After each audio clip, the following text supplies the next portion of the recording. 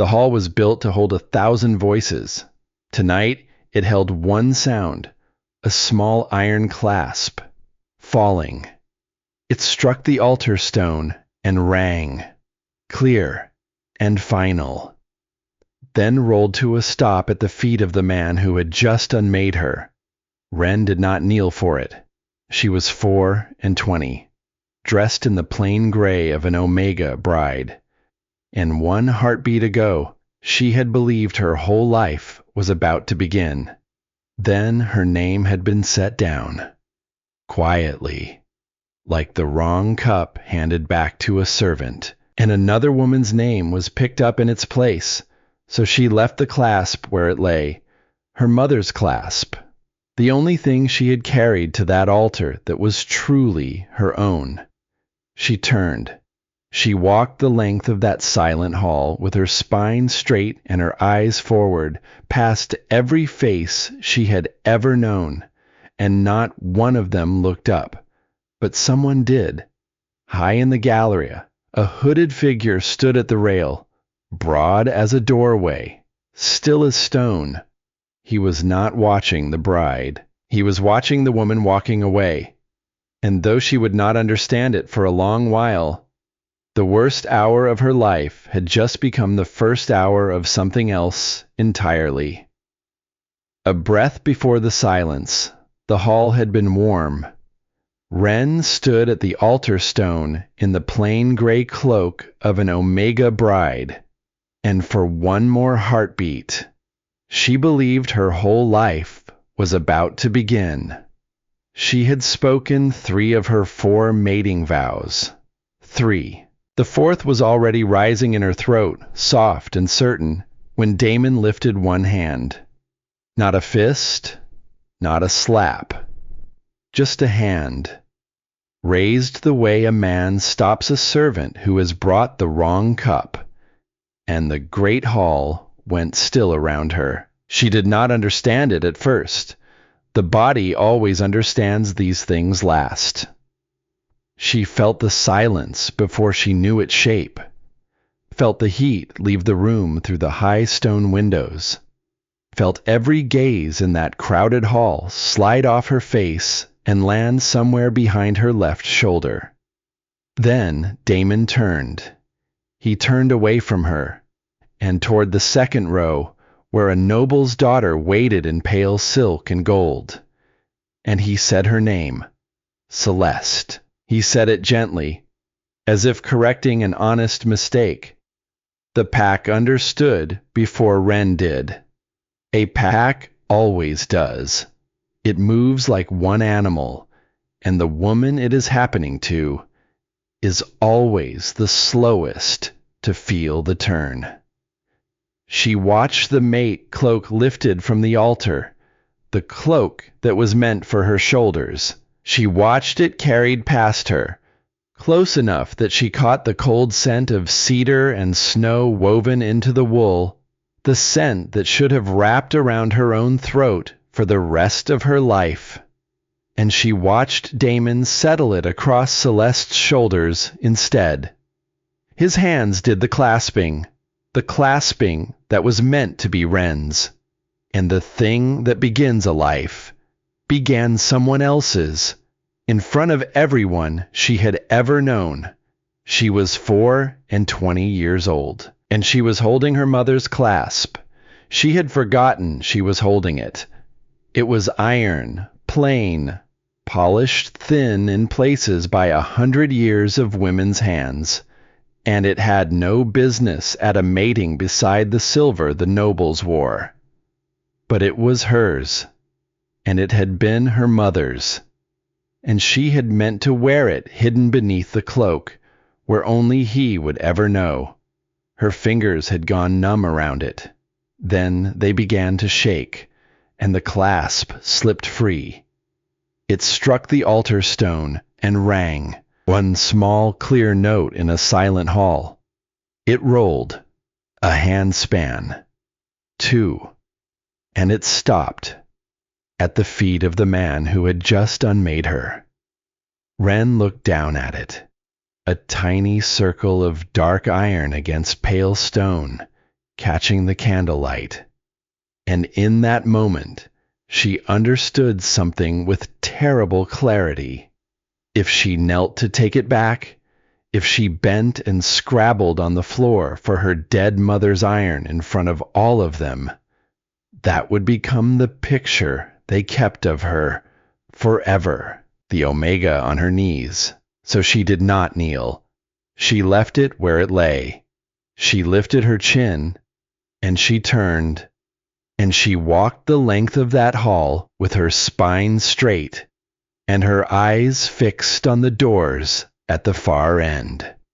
Past the noble families in their fine wool, past the warriors who had eaten at her table, past every face she had grown up among, and not one of them met her eyes. She told herself that was mercy. She knew it was not. The cloak felt heavier with every step, the gray wool dragging like wet ashes, and the scent of the hall pressed in on her. Beeswax and crushed pine, and the warm animal musk of 300 bodies that had come to watch her be chosen, and had stayed to watch her be discarded. Her heartbeat was very loud. Her face was very calm. She had learned somewhere in the long, quiet years of being the lowest in a high house that calm was the one thing they could never take from you if you refused to hand it over. So she walked, and she did not let them see it cost her anything at all. There was a gallery above the hall, a narrow stone balcony where the traveling folk and the unranked were permitted to stand and watch a ceremony they would never be part of.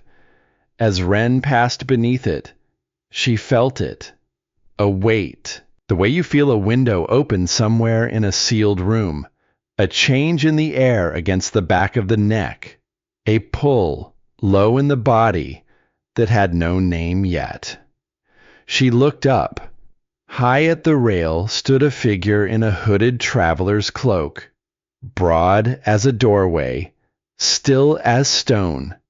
She could not see his face, only the shape of him and the way the candlelight failed to reach beneath the hood. He was not watching the bride. The whole hall was watching the bride. He was watching the woman walking away, and for one strange, suspended breath, Wren felt seen, not pitied, not measured, not weighed against silk and gold, and found wanting, just seen. Then she passed beneath him, and out through the tall doors, into the cold blue evening. And behind her, though she did not turn to look, she had the oddest certainty that the figure at the rail had moved, that he was no longer standing there, that somewhere in the emptying hall a very large man was crossing a floor he had no reason to cross. She did not know who he was. She would not learn for a long time. Up in the gallery, Thorn stood without breathing. He had come to this hall for a treaty, and nothing more, a border matter, a handful of dull words to a regional alpha he did not respect. He had not meant to stay for the mating, but his wolf had gone quiet the moment she walked in. Not calm, quiet, the dangerous kind of quiet, the kind that comes over a great beast when it finally sees the one thing in the world it has been listening for. He had caught her scent from 40 feet of cold stone away. Honey and smoke and something underneath it that he had no word for. Something clean and unbroken that the gray cloak could not hide. And then he had watched a man set her down like an empty cup. Thorn's hands had closed on the rail until the old iron groaned. He told himself it was none of his concern. A king does not interfere between an alpha and his own Pax Omega. The law was the law, and the law had never once asked the woman how she felt about it. But then the little iron clasp had fallen. He had heard it ring. He had watched it roll to a stop at the feet of the man who would not even look down. And he had watched her choose, watched her decide in the space of a single breath that she would rather walk away from her own mother's iron than kneel for it in front of the pack that had thrown her away. Something in his chest had pulled so hard he nearly went over the rail. Not pity. He despised pity. Pity was just contempt wearing softer clothes. This was something else. This was recognition. He had seen a great many strong people in his long life. Warriors, kings, beasts in the shape of men. He had almost never seen courage that quiet. So when she passed beneath the gallery and lifted her eyes to him, just once, he did not look away. He let her see the shape of him in the dark. And the moment she was gone through the doors, Thorn was already moving down the gallery stair, through the side of the emptying hall, against the tide of murmuring bodies, to the altar stone where a small circle of dark iron lay forgotten in the candlelight, beneath the boots of men who had stopped caring about it the instant it stopped being useful. He knelt where she would not. He picked it up. It was warm still from her hands, worn smooth, lighter than it looked, and heavier than it had any right to be. He closed his fist around it, and he made himself a promise he did not yet say aloud, not to her, not to anyone, that whatever else happened in the long world, no one would ever again make this woman feel small enough to leave her own heart lying on a floor. Wren did not go home. She had no home that would have her. An omega returned from a broken mating is not a daughter. She is a debt. So she went up the high trade road into the mountains, where the air thins to glass and the only law is the weather, to a way station perched on the bones of the ridge, where an old woman named Della kept a fire burning for travelers who had nowhere softer to be. Wren told her she could work. Della looked at her hands, saw the small scars there, the kind that come only from years of honest labor in a house that gave you nothing but the labor, and she saw that those hands were not afraid, so she let her stay. That night, Wren lay on a narrow cot beneath a single rough blanket and listened to the wind work at the shutters, and pressed her empty palm to her chest where the iron clasp should have been. She told herself the worst was behind her. She was almost right. She just had the direction wrong. Because far below, on the long road home, a hooded king rode through the dark with a small piece of warm iron closed inside his fist, and a plan already beginning to take shape behind his eyes. The mountain did not care who she had been. That was the first kindness Wren had been shown in a long time, and it came from a place with no heart at all. Up here, the wind did not know she was an omega. The cold did not know she had been chosen and then unchosen in front of 300 people. The stone and the pine and the thin, bright air asked her nothing about where she came from. They only asked whether she could work, and work was the one coin Wren had always been wealthy in, even when she had been wealthy in nothing else. Behind the way station, half buried in tall grass, stood 6 old hives that no one had tended in years. The keeper, Della, had waved a hand at them on the second morning and said they were more trouble than honey, that the bees had gone wild and mean, that a body could leave them be, Wren did not leave them be. She went out at first light, when the air was still cold enough to keep the bees slow and drowsy in their combs. She moved without fear, because she had learned long ago that fear is a scent, and that every living thing can smell it on you. She had no fear left to give them, so the bees took her measure and let her stay. By the turn of the first season, the 6 hives were thriving. By the turn of the second, she was making more candles and more mead than the high road could drink. Beeswax and honey and wood smoke. There are worse things to build a life out of.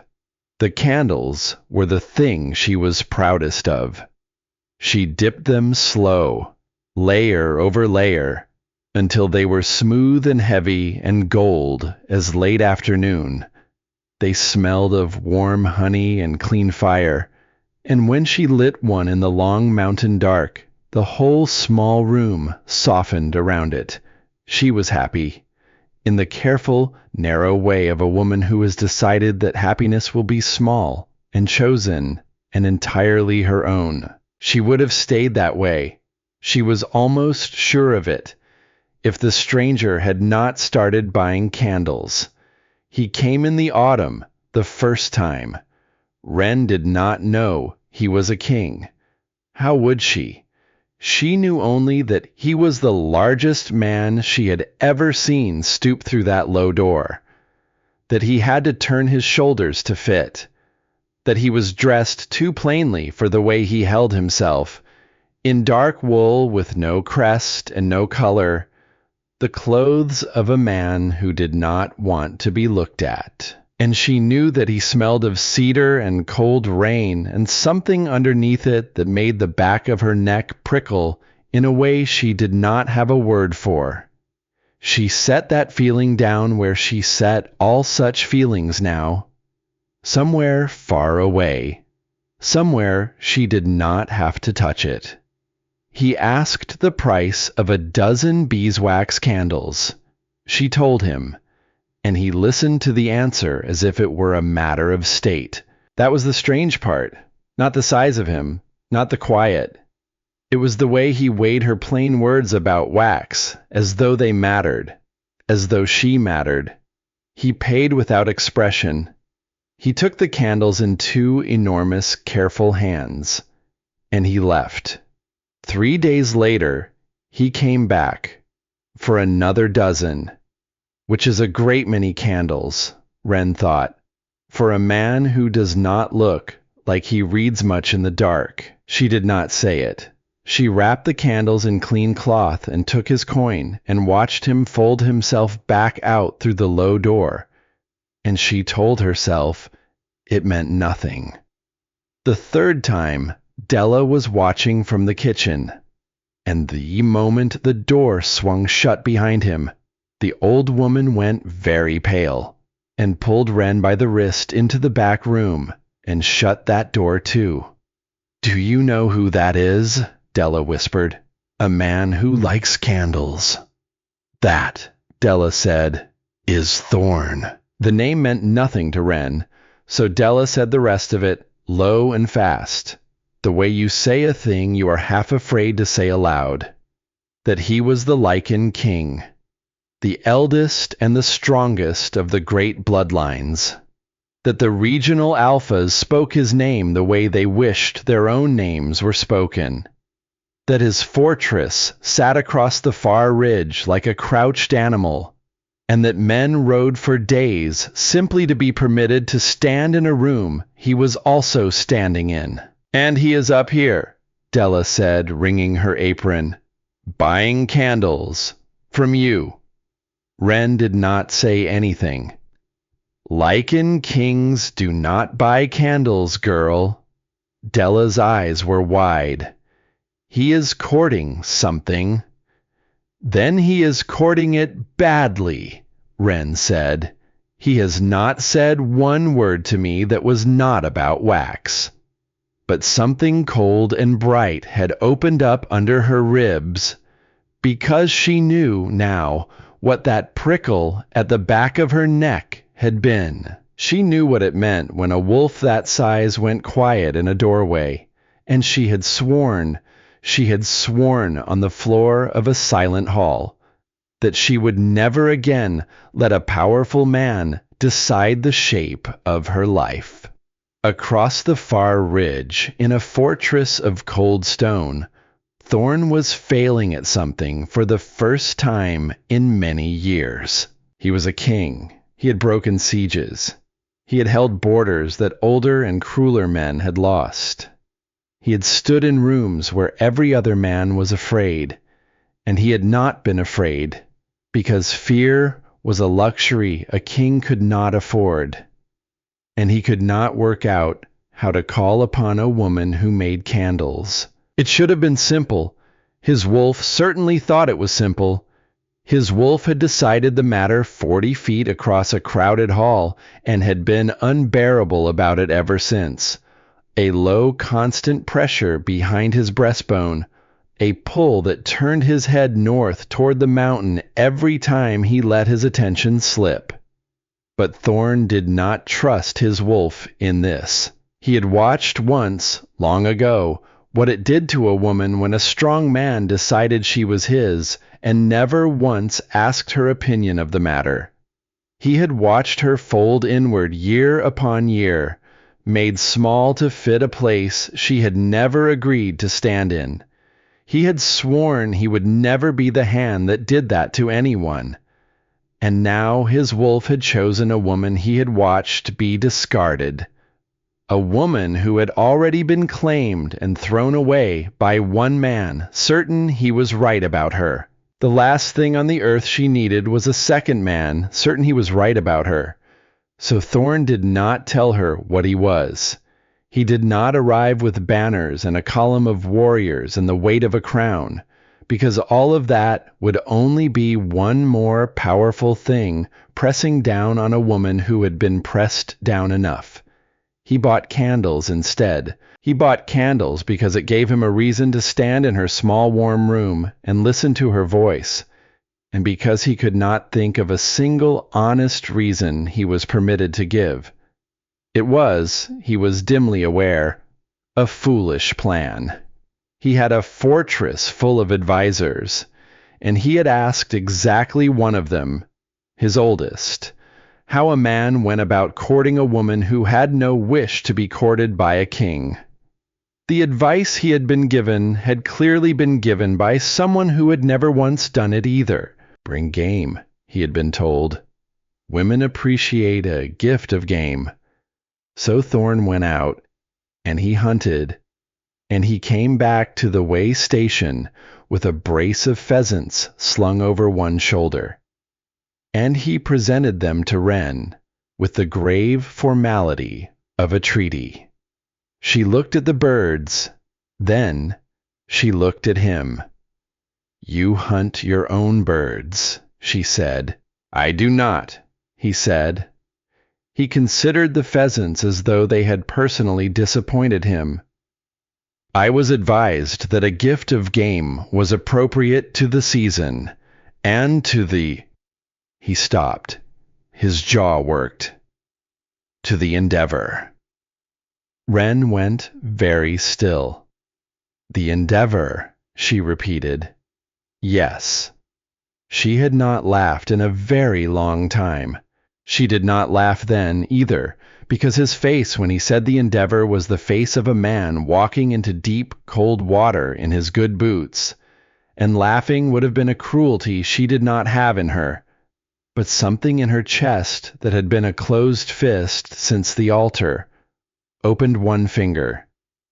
After the pheasants, the gifts grew stranger and somehow truer. He brought a book, a rare one, on the law and keeping of bees. Badly chosen, in that half of it was wrong, and the other half was older than the way station itself, but rare.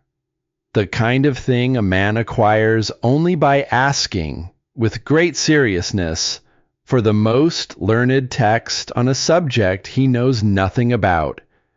She read it by candlelight and found 3 errors in the first chapter and kept it anyway.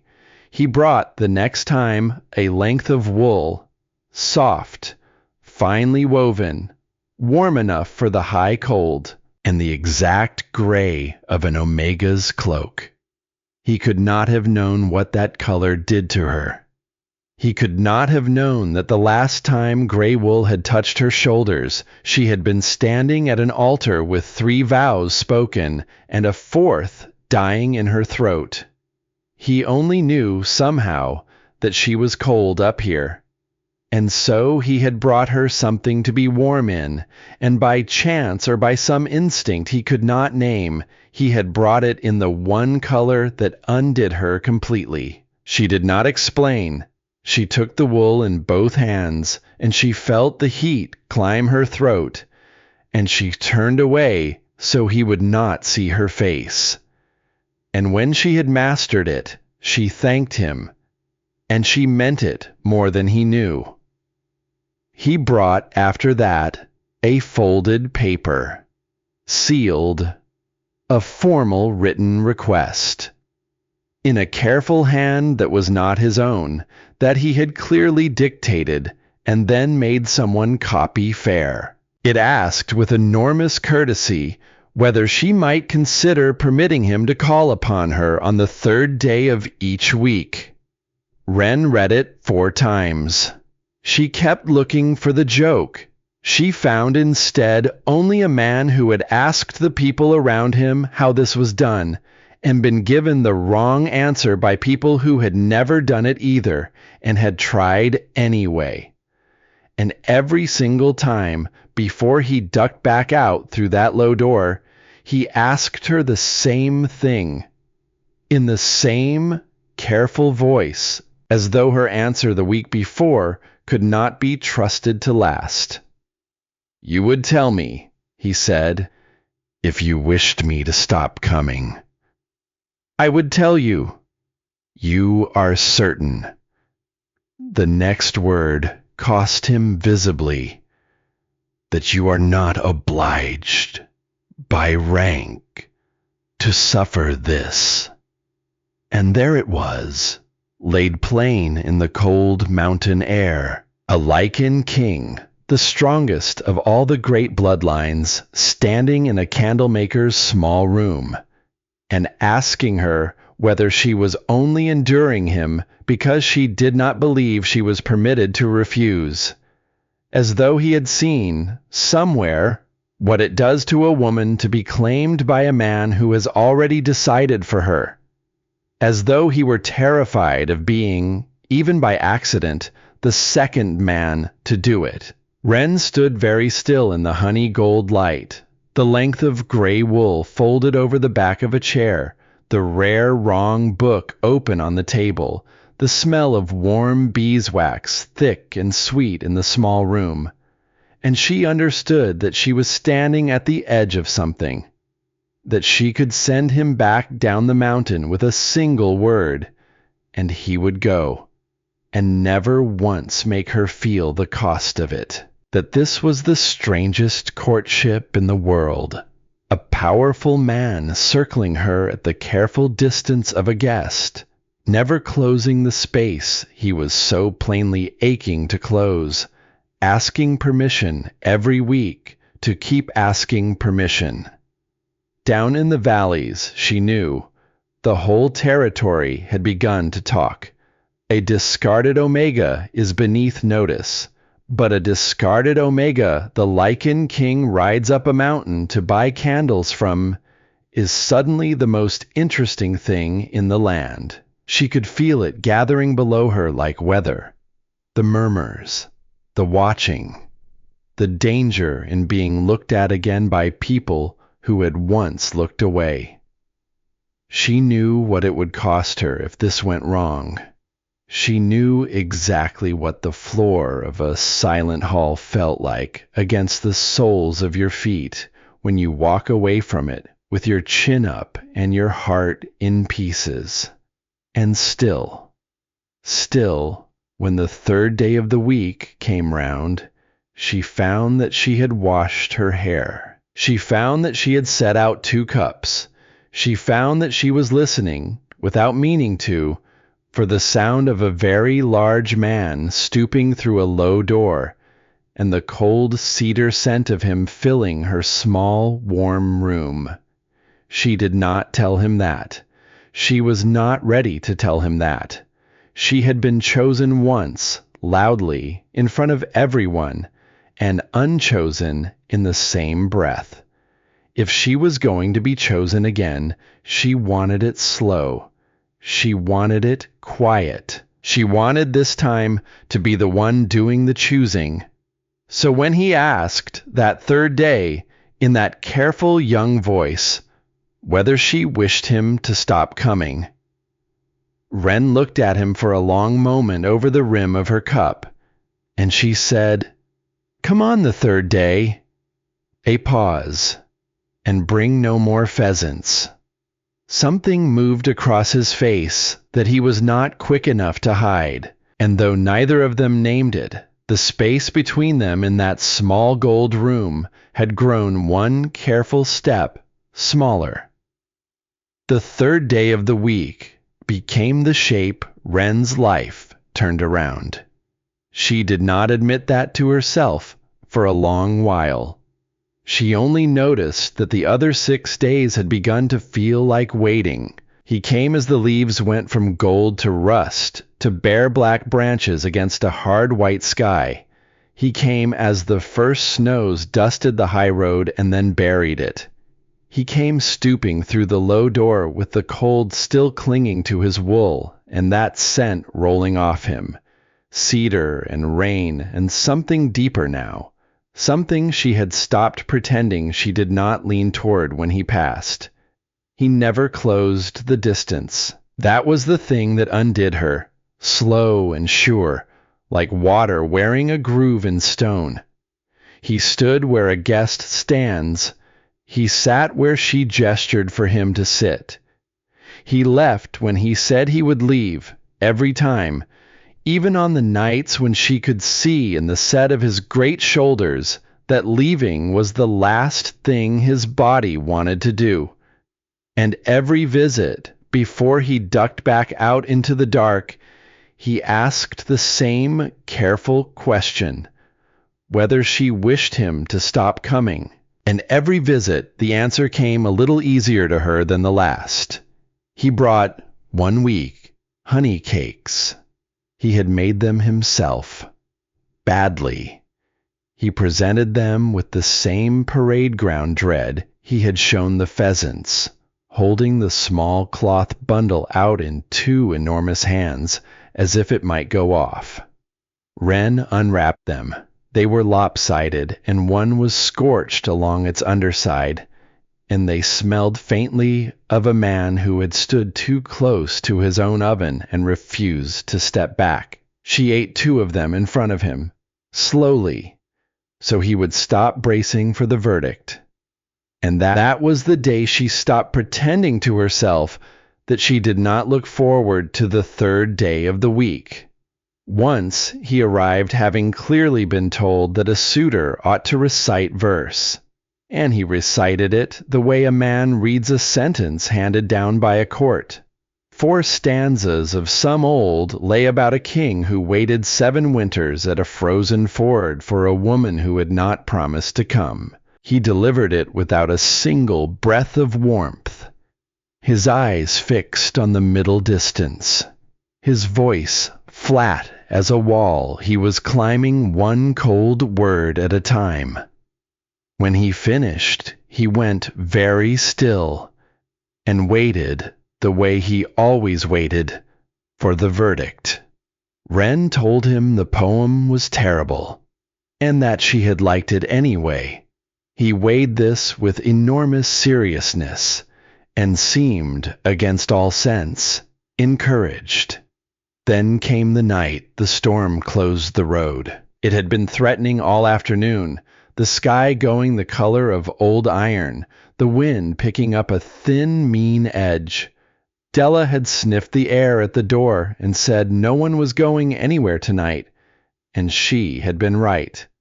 By the time the 3rd day's visit should have ended, The snow was coming down so hard, the world beyond the shutters had gone white and roaring.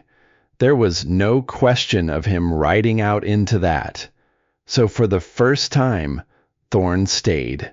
Della took herself off to bed early, with a look at Wren that said a great many things, and spoke none of them aloud. And the two of them were left alone, on opposite sides of the kitchen hearth, with the bees asleep in the walls, and the storm working at the shutters, and a single beeswax candle burning low and gold between them. For a long while, neither of them spoke. The fire ticked and settled. The snow hissed against the stone. And Wren found, in the warmth and the closeness and the dark, the courage to ask him the question she had been holding for weeks. Why candles? He did not answer at once.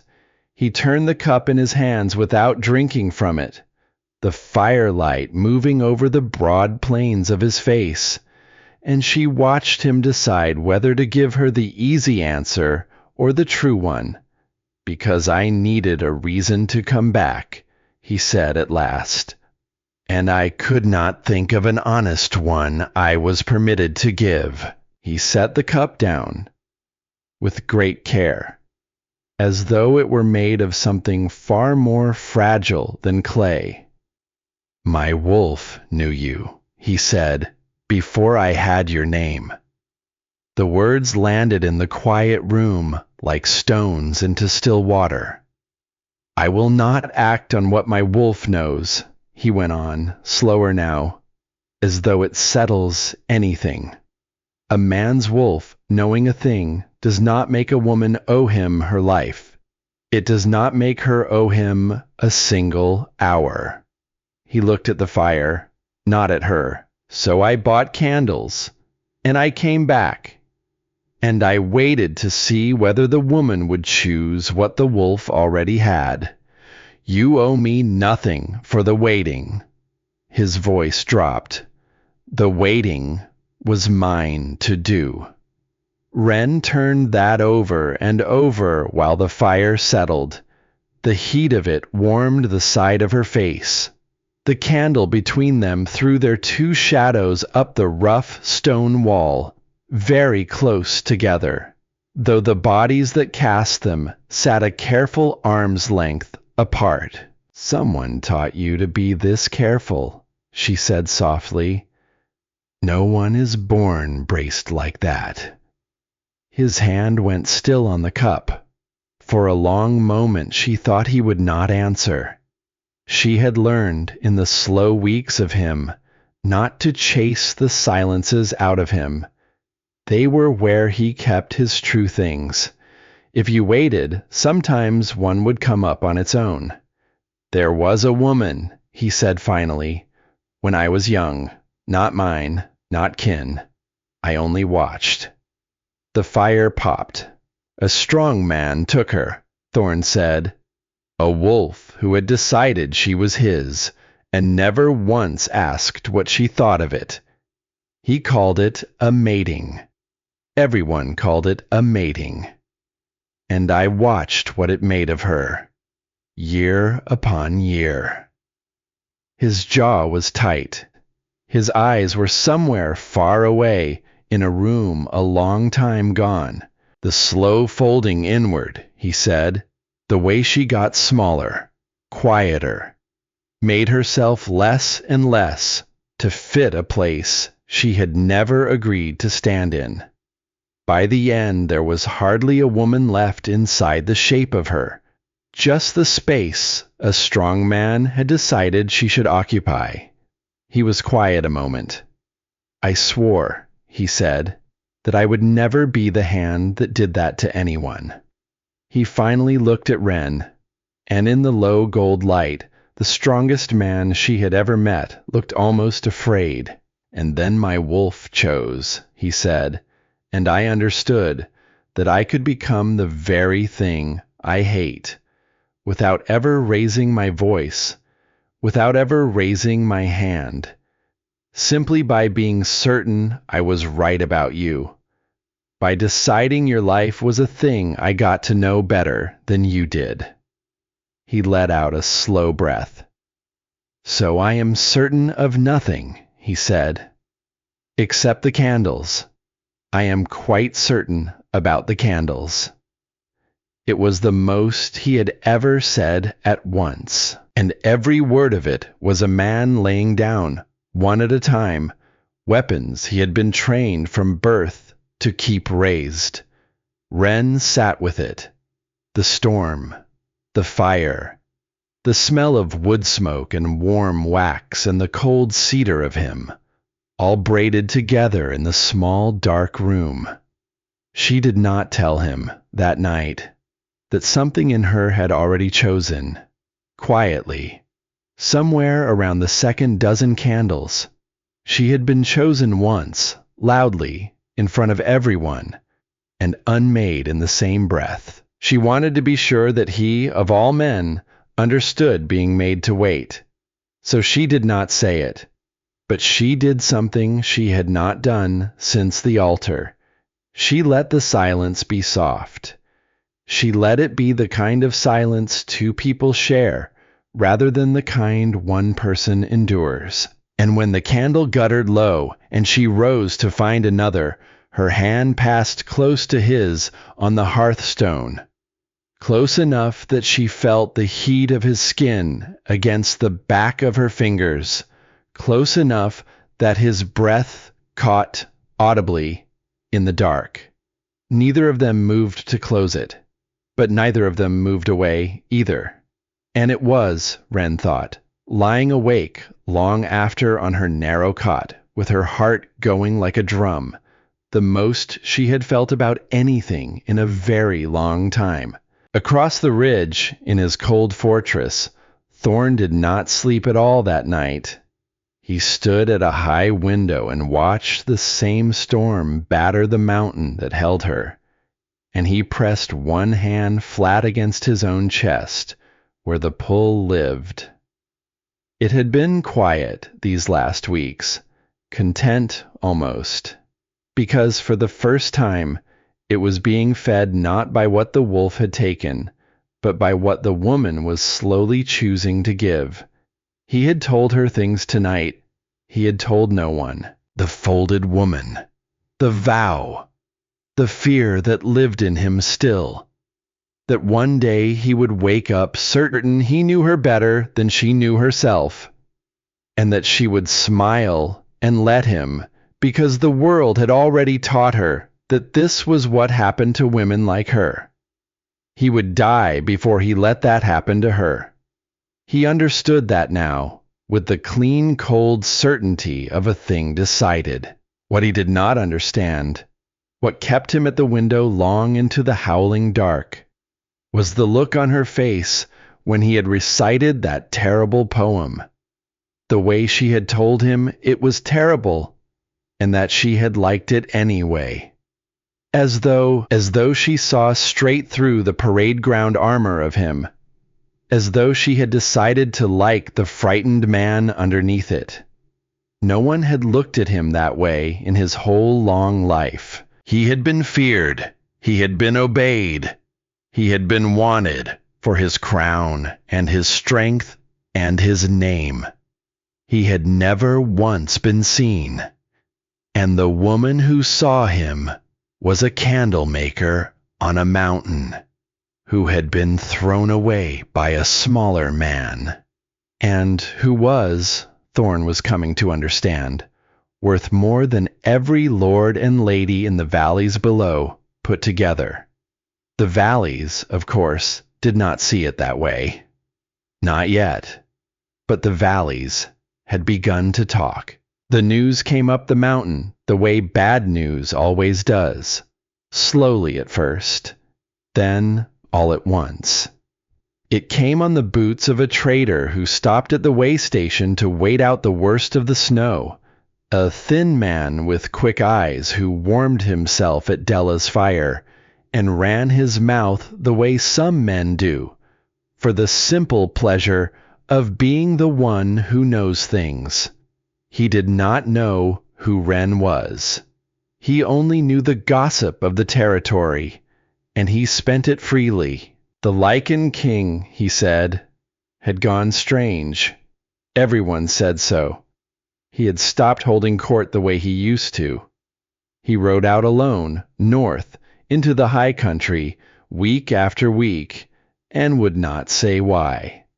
There were wagers in 3 holds about what woman had caught him, and what house she came from, and how much her family would gain by it.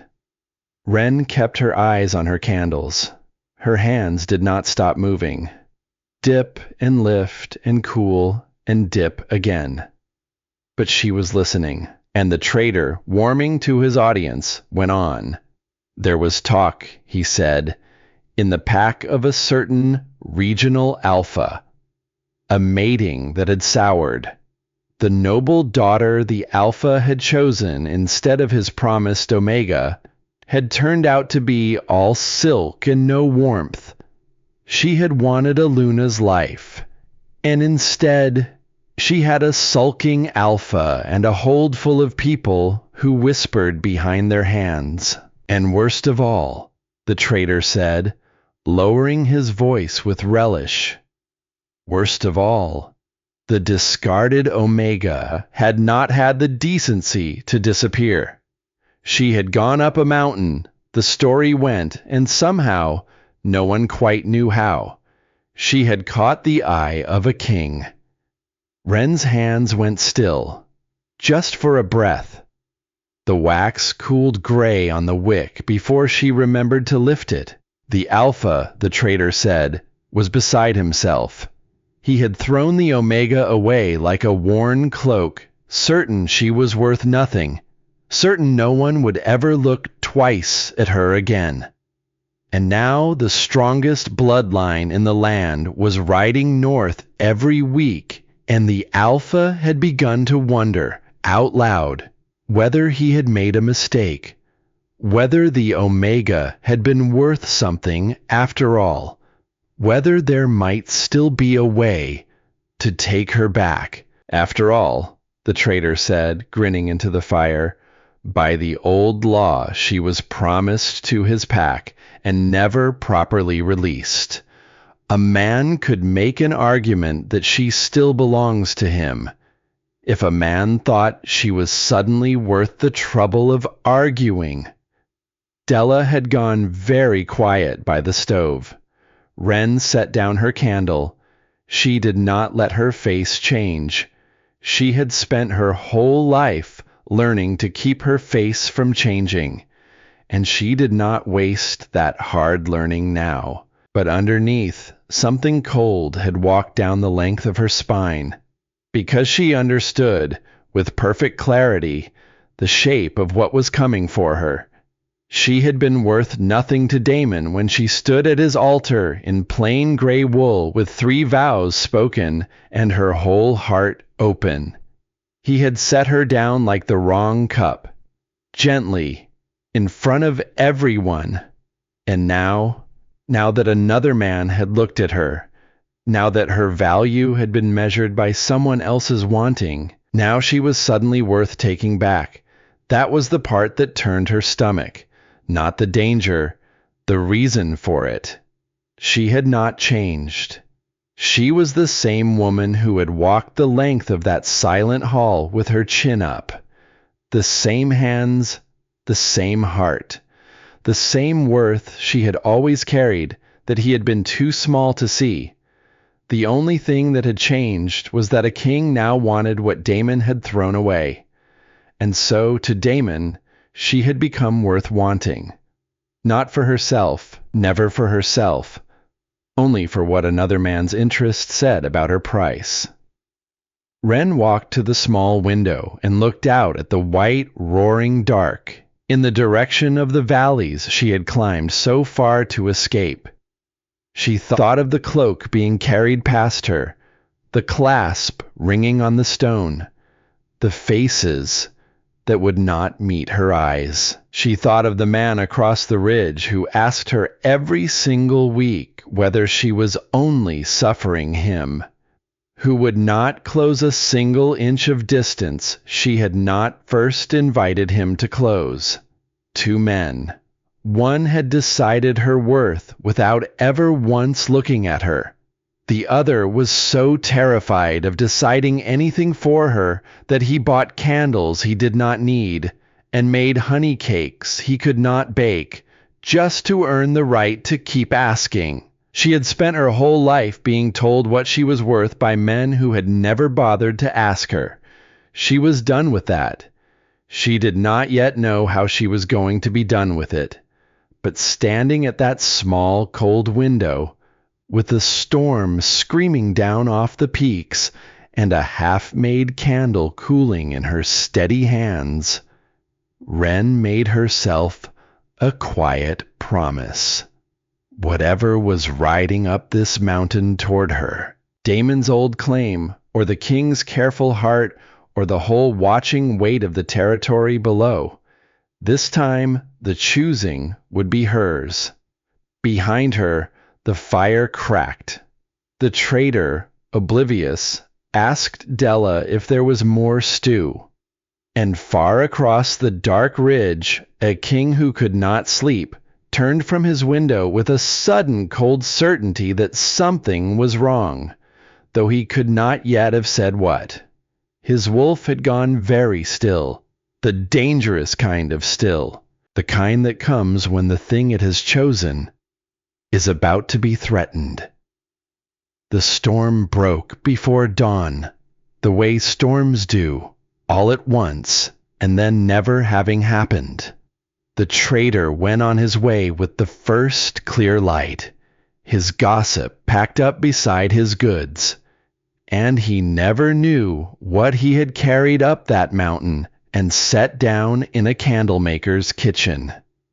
He left a cold thing behind him. It sat in Wren's chest all that day and the next, through every dipped candle and every poured measure of mead. The knowledge that the valleys had remembered her. That somewhere below, a man who had thrown her away was beginning to reconsider the price of what he had dropped. She told herself she would not let it touch the third day. She was wrong about a great many things in those weeks. She was wrong about that too. Because when Thorn came stooping through the low door that third day, with the meltwater still beating on his dark wool and the cold cedar of him filling the small warm room, something had shifted. In both of them.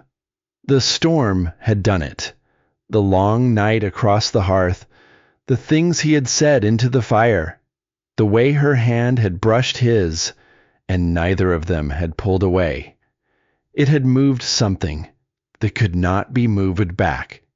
He felt it the moment he crossed the threshold. His wolf came up under his skin like a tide, and it took everything he had to keep his voice level, to set down the small wrapped thing he had brought her, to stand where a guest stands. She felt it too.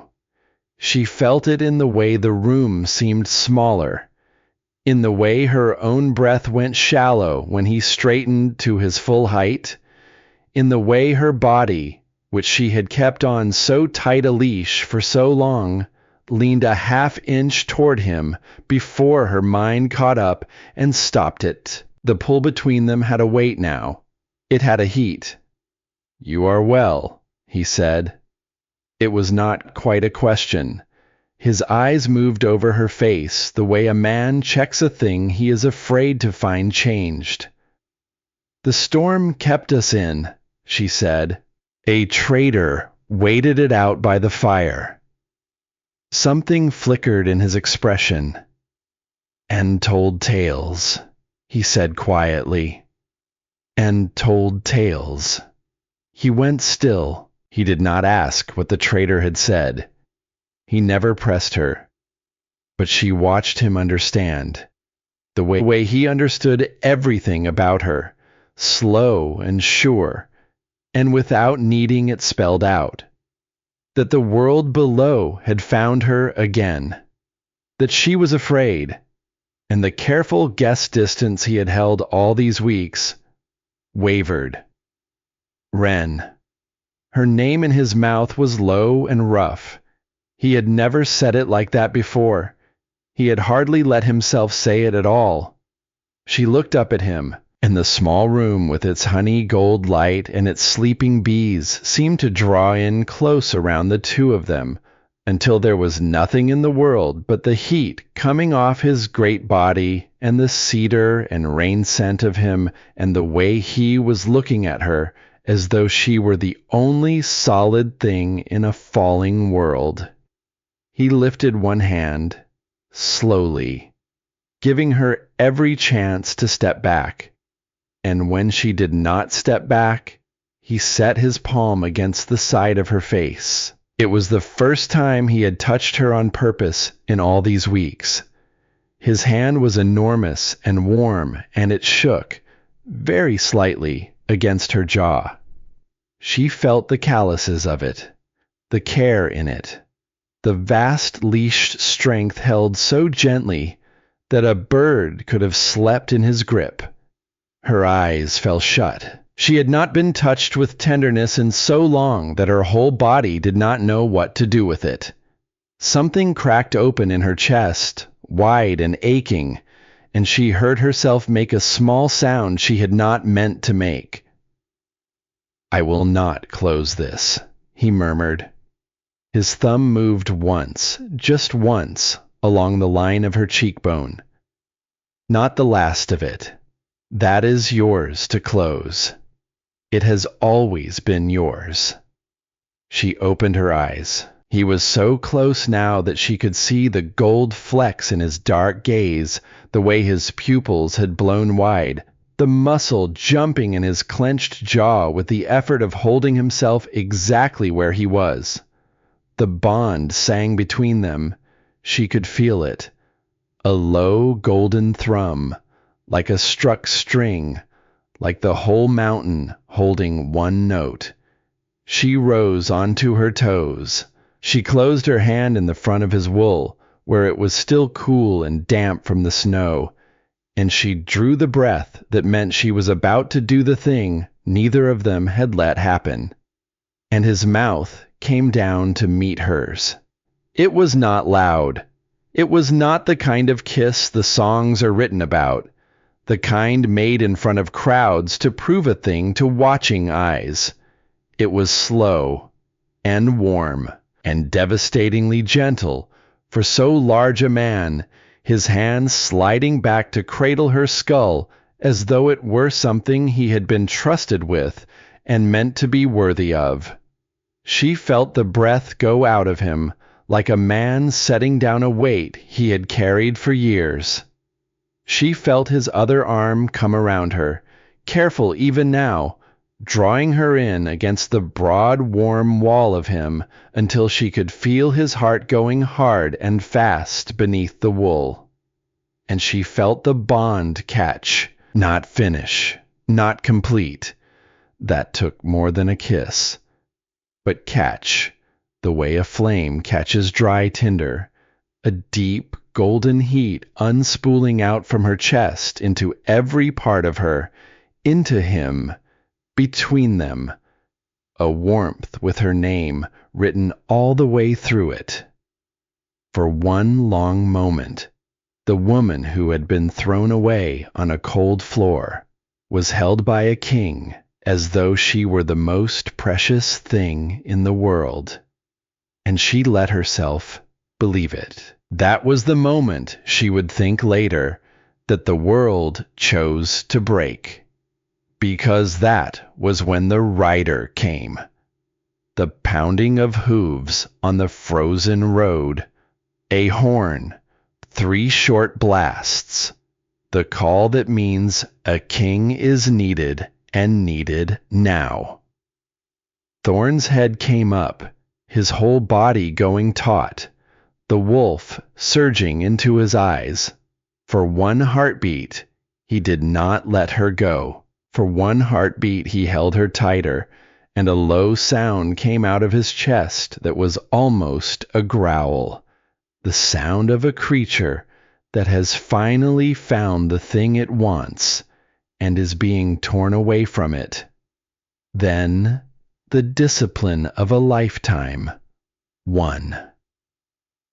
He stepped back.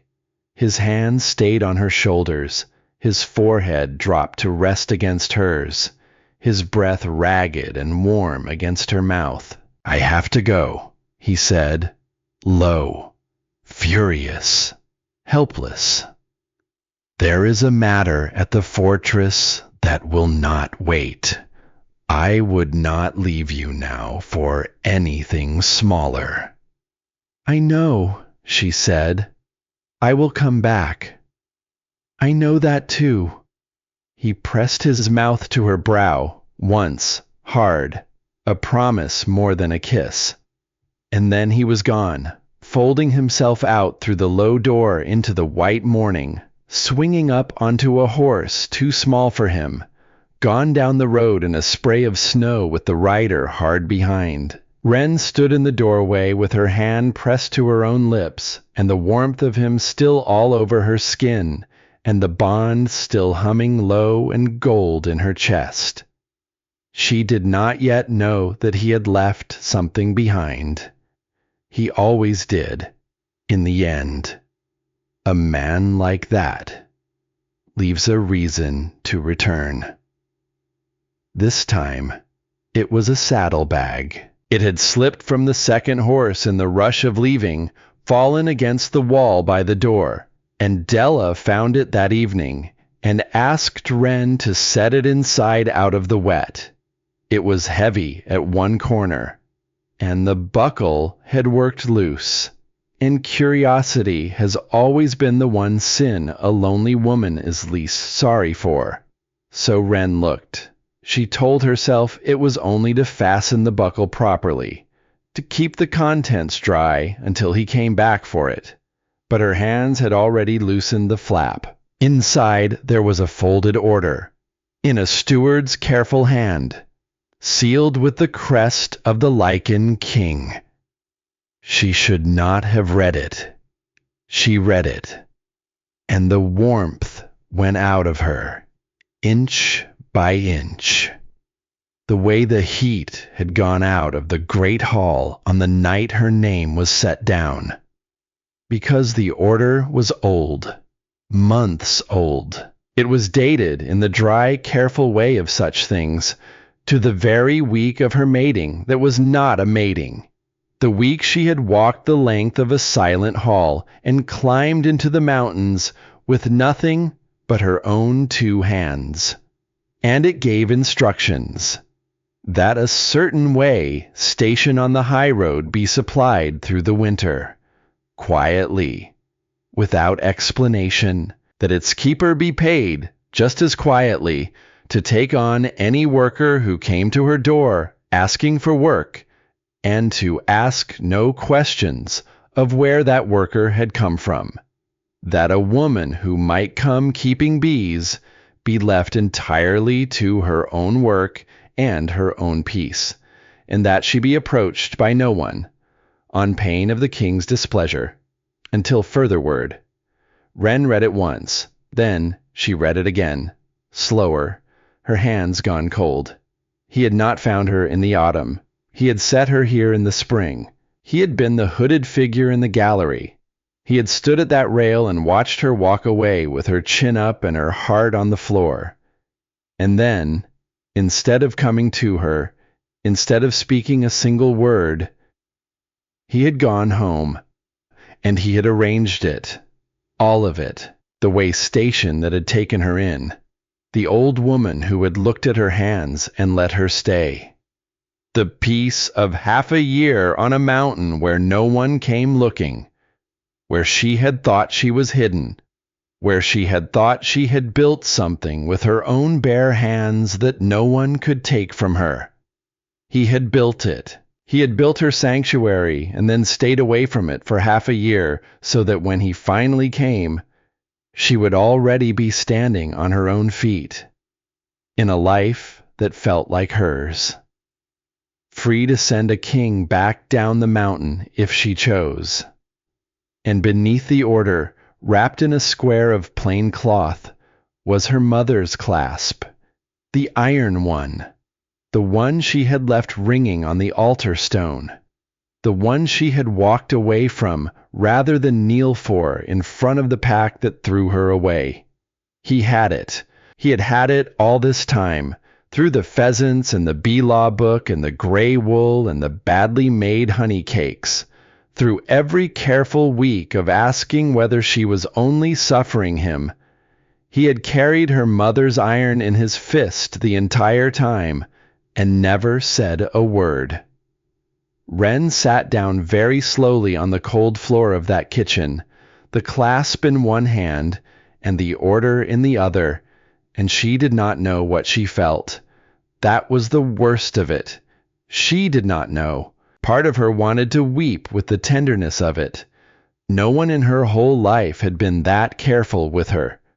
No one had picked her dignity up off a floor and kept it safe and given her a spring and a summer and a stand of bees and the dignity of arriving on her own 2 feet. She had not known a person could be that gentle. But another part of her, an older and more frightened part, had gone very cold and very still. Because she had thought, she chose this. She had stood at that small cold window in the storm and made herself a quiet promise that this time the choosing would be hers. She had believed, all these weeks, that she was a free woman on a mountain who had caught a king's eye and was deciding, slowly and carefully, whether to let him in.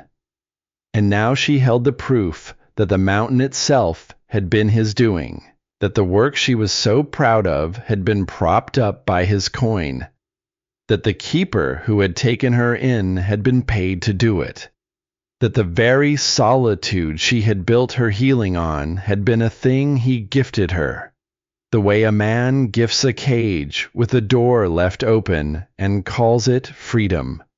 Had any of it been hers? Had she chosen him? Or had she only walked the path he laid down for her? Certain her feet were her own, the way she had once stood at an altar, certain her life was about to begin. 2 men. One had decided what she was worth without ever looking at her, and the other had decided what she needed and arranged her whole world to provide it, so quietly and so kindly that she had never once felt the strings. She did not know which frightened her more, a loud man who takes what he wants, or a gentle one who is certain he knows best. She closed her hand around the iron until its worn edge bit into her palm, and she made herself a different promise this time, that she would not be grateful into a cage, that she would not let tenderness do to her quietly what cruelty had failed to do loudly, that the next thing she chose, she would choose with her eyes open, knowing exactly whose hands had built the room she stood in. That was how Hollis found her. The king's beta, a gray slab of a man with an old soldier's patience, who had come ahead to fetch the saddlebag his king had dropped and saw at once, from the doorway, exactly what she was holding. He did not pretend. That was the one mercy in it. He did not insult her by pretending. He lowered himself onto the bench across from her, slow, the way old soldiers sit. He would not let any of us speak of it, Hollis said quietly. Not the order, not the clasp, not one word, on pain of more than his displeasure. Wren did not look up from the iron in her hand. He watched that alpha shame you, Hollis went on, stood at that rail and watched it, and could do nothing. By the old law, a king does not interfere between an alpha and his own pax omega. Not without cause, the council would hear. The beta's voice was flat and tired. He raged for a month. I have served him a long time, and I had never seen him rage. Then he stopped raging, and he started planning. He nodded at the clasp. He took that off the altar himself, he said. After the hall emptied, knelt down on the stone where you would not, in front of no one, and picked it up. He has carried it since. I think he means to find a way to give it back to you. A pause. I do not think he has worked out how. Wren sat with the cold iron biting into her palm, and the cold floor under her, and the cold truth settling over her like the snow settling over the high road. He had seen her at her most discarded, and instead of pity, instead of rescue, instead of swooping down to save the poor, thrown away, Omega, he had given her a mountain to heal on, and stayed away so she could do it alone, and kept her mother's heart safe in his fist until she was strong enough to take it back. It was the kindest thing anyone had ever done for her, and she had no idea, sitting there on that cold floor, whether it meant she was free, or whether it meant she had simply traded one man's certainty about her life for another's. She closed her eyes, and in the dark behind them, the bond he had refused to finish still hummed, low and golden and patient, waiting, as he had taught it to wait, for her to decide. He came back 3 days later than he had said he would. That was the first thing Wren noticed. In all the careful weeks of him, he had never once been late. He left when he said he would leave. He came when he said he would come. He had built his whole quiet courtship on the promise that his word to her was a thing she could set her weight on. And now he was 3 days late. She understood why the moment he ducked through the low door. Hollis had ridden ahead. Hollis had told him. She could see it in the way Thorne stood, just inside the threshold, not coming any closer. In the way his great shoulders were set, braced, the way a man braces for a blow he believes he has earned. He did not reach for her. He looked at her hands, at the iron clasp resting on the table between them, unwrapped now, plain and dark in the honey gold light. And the king who had broken sieges could not make himself speak first. So Wren spoke. You set me here, she said. It was not a question. Yes. In the spring. The week he threw me away. Yes. You paid Della to take me in. You kept the road supplied. You ordered that no one come near me. Her voice did not shake. She had decided it would not shake. You built the place I came to think I had built for myself. Thorne closed his eyes. Yes, he said. I did all of it. He did not explain it away. That was the thing she had braced for, and it did not come. He did not say it was for her own good. He did not say she would have starved without him, or frozen, or worse. He did not turn his kindness into a debt she owed. He simply stood there in the doorway and let her hold the whole weight of it.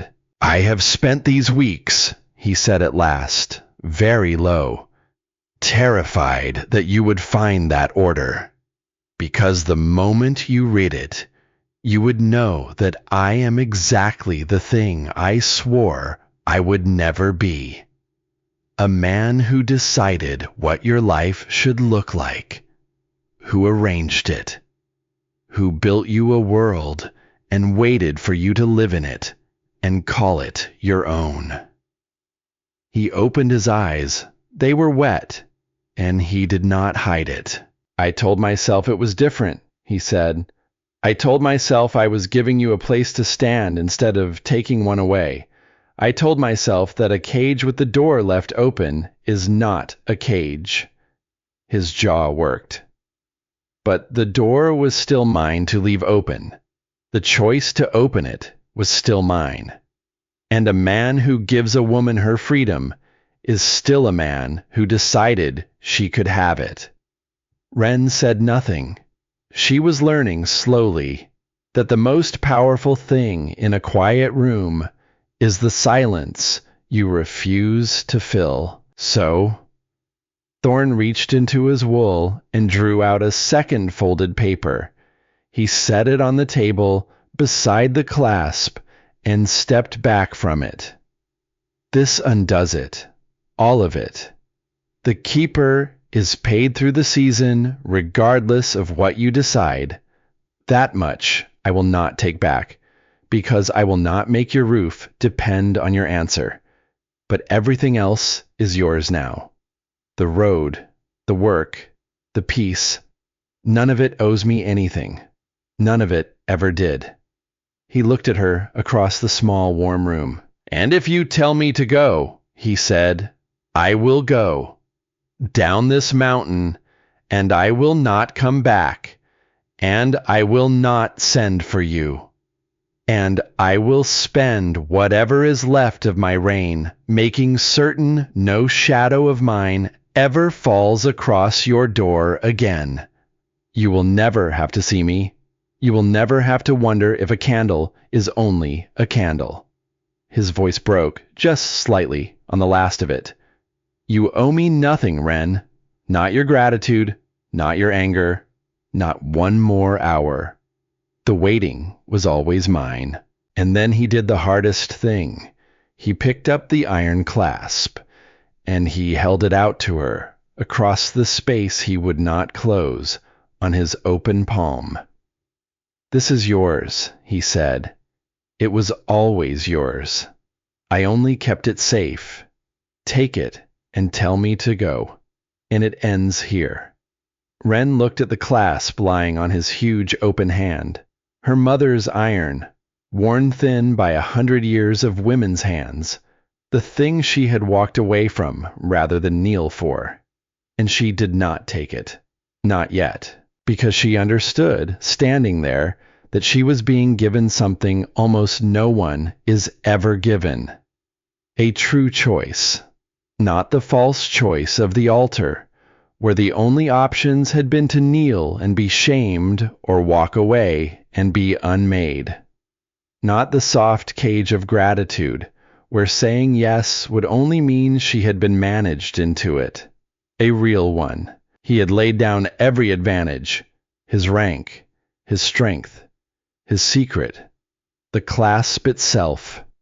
He had made himself as powerless as he could possibly be, here in her small kitchen, so that whatever she chose next, she would choose it as a free woman, and nothing less. That was the difference. She saw it then, whole and clear, the way you see the shape of a thing only after staring at it in the dark for a long time. Damon had chosen her once, loudly, in front of everyone, to prove something to himself. And he had unchosen her just as loudly when the proving was done. He had never asked her a single question. He had decided what she was worth, and then decided she was worth less. And at no point in any of it had her own voice mattered at all. And now he wanted her back. Not because he had learned to see her, because another man's wanting had finally put a price on her that he could understand. That was a man who used a woman to measure himself. This was a man kneeling in an empty hall to pick her dignity up off the floor, and then spending half a year making sure she would never need him to do it again. One had taken her voice. The other had spent everything he had to hand it back to her.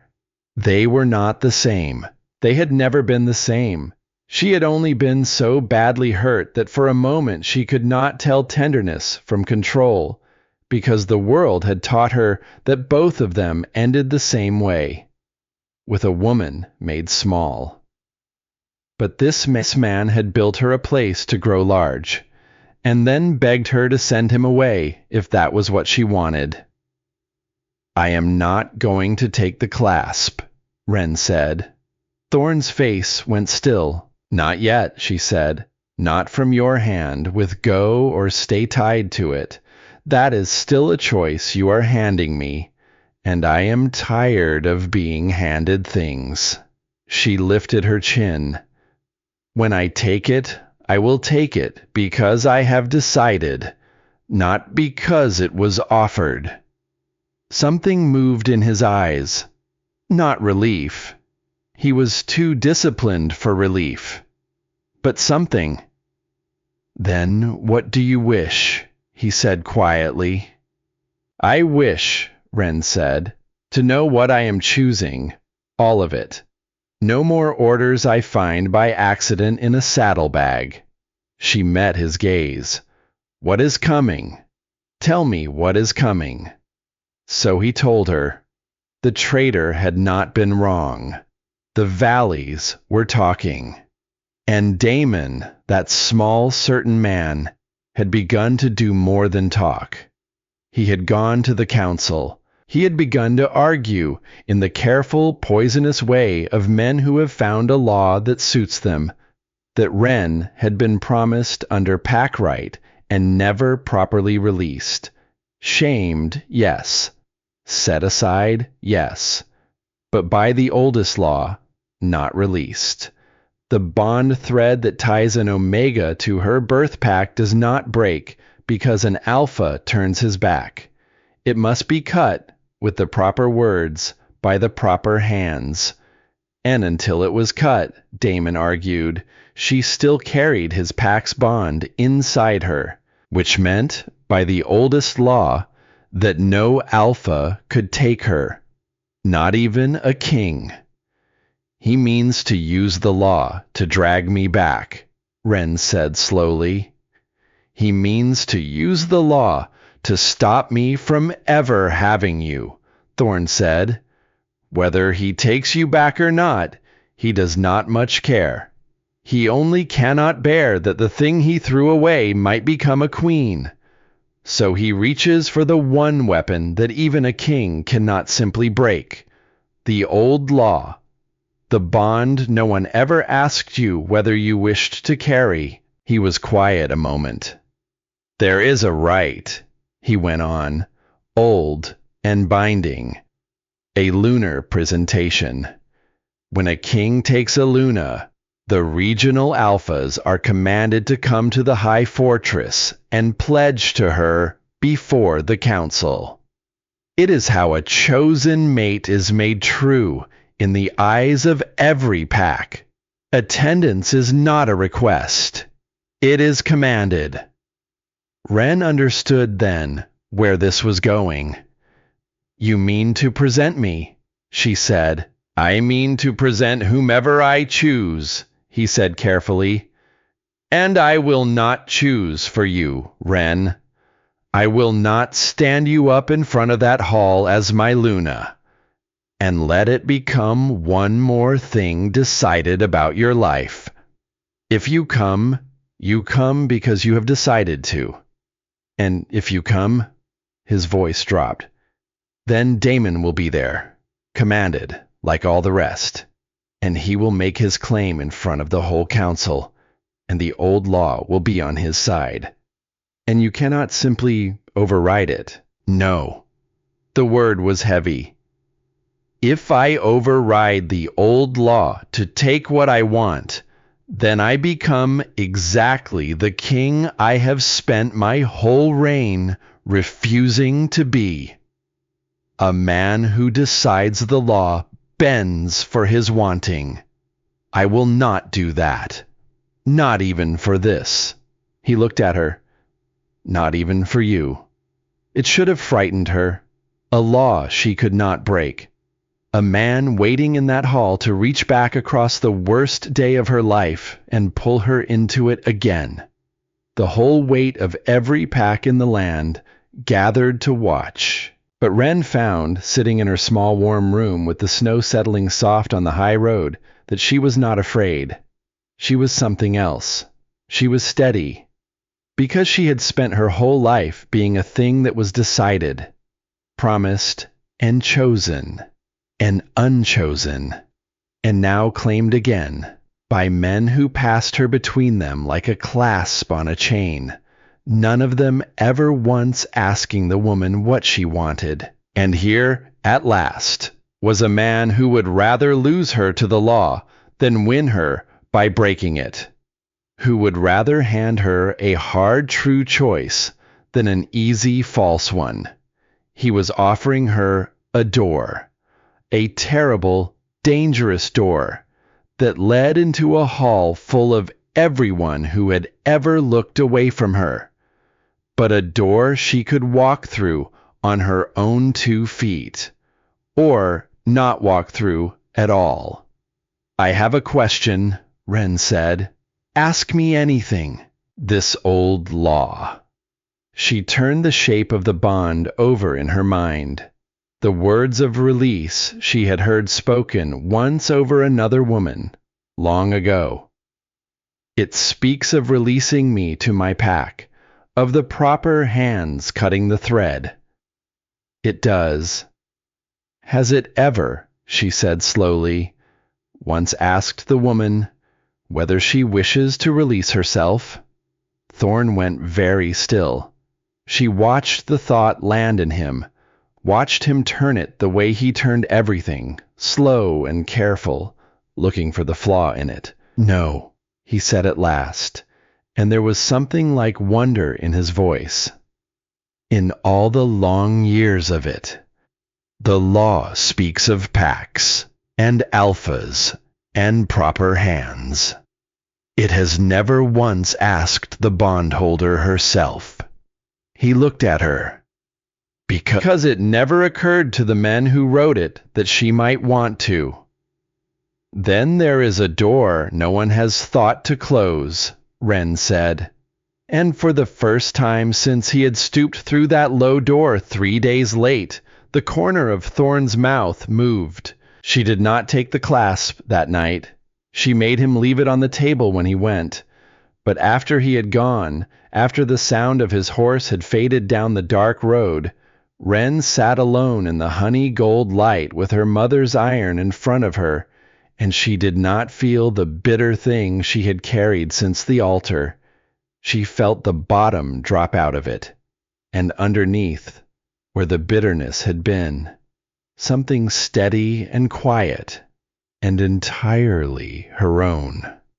She picked up the clasp. She held it in her scarred working hands, the way her mother had held it, the way 100 women before them had held it. All of them passed between men. None of them ever once asked. And she made her choice, not the choice to go to him. That would come, if it came, in front of the whole world, on her own terms.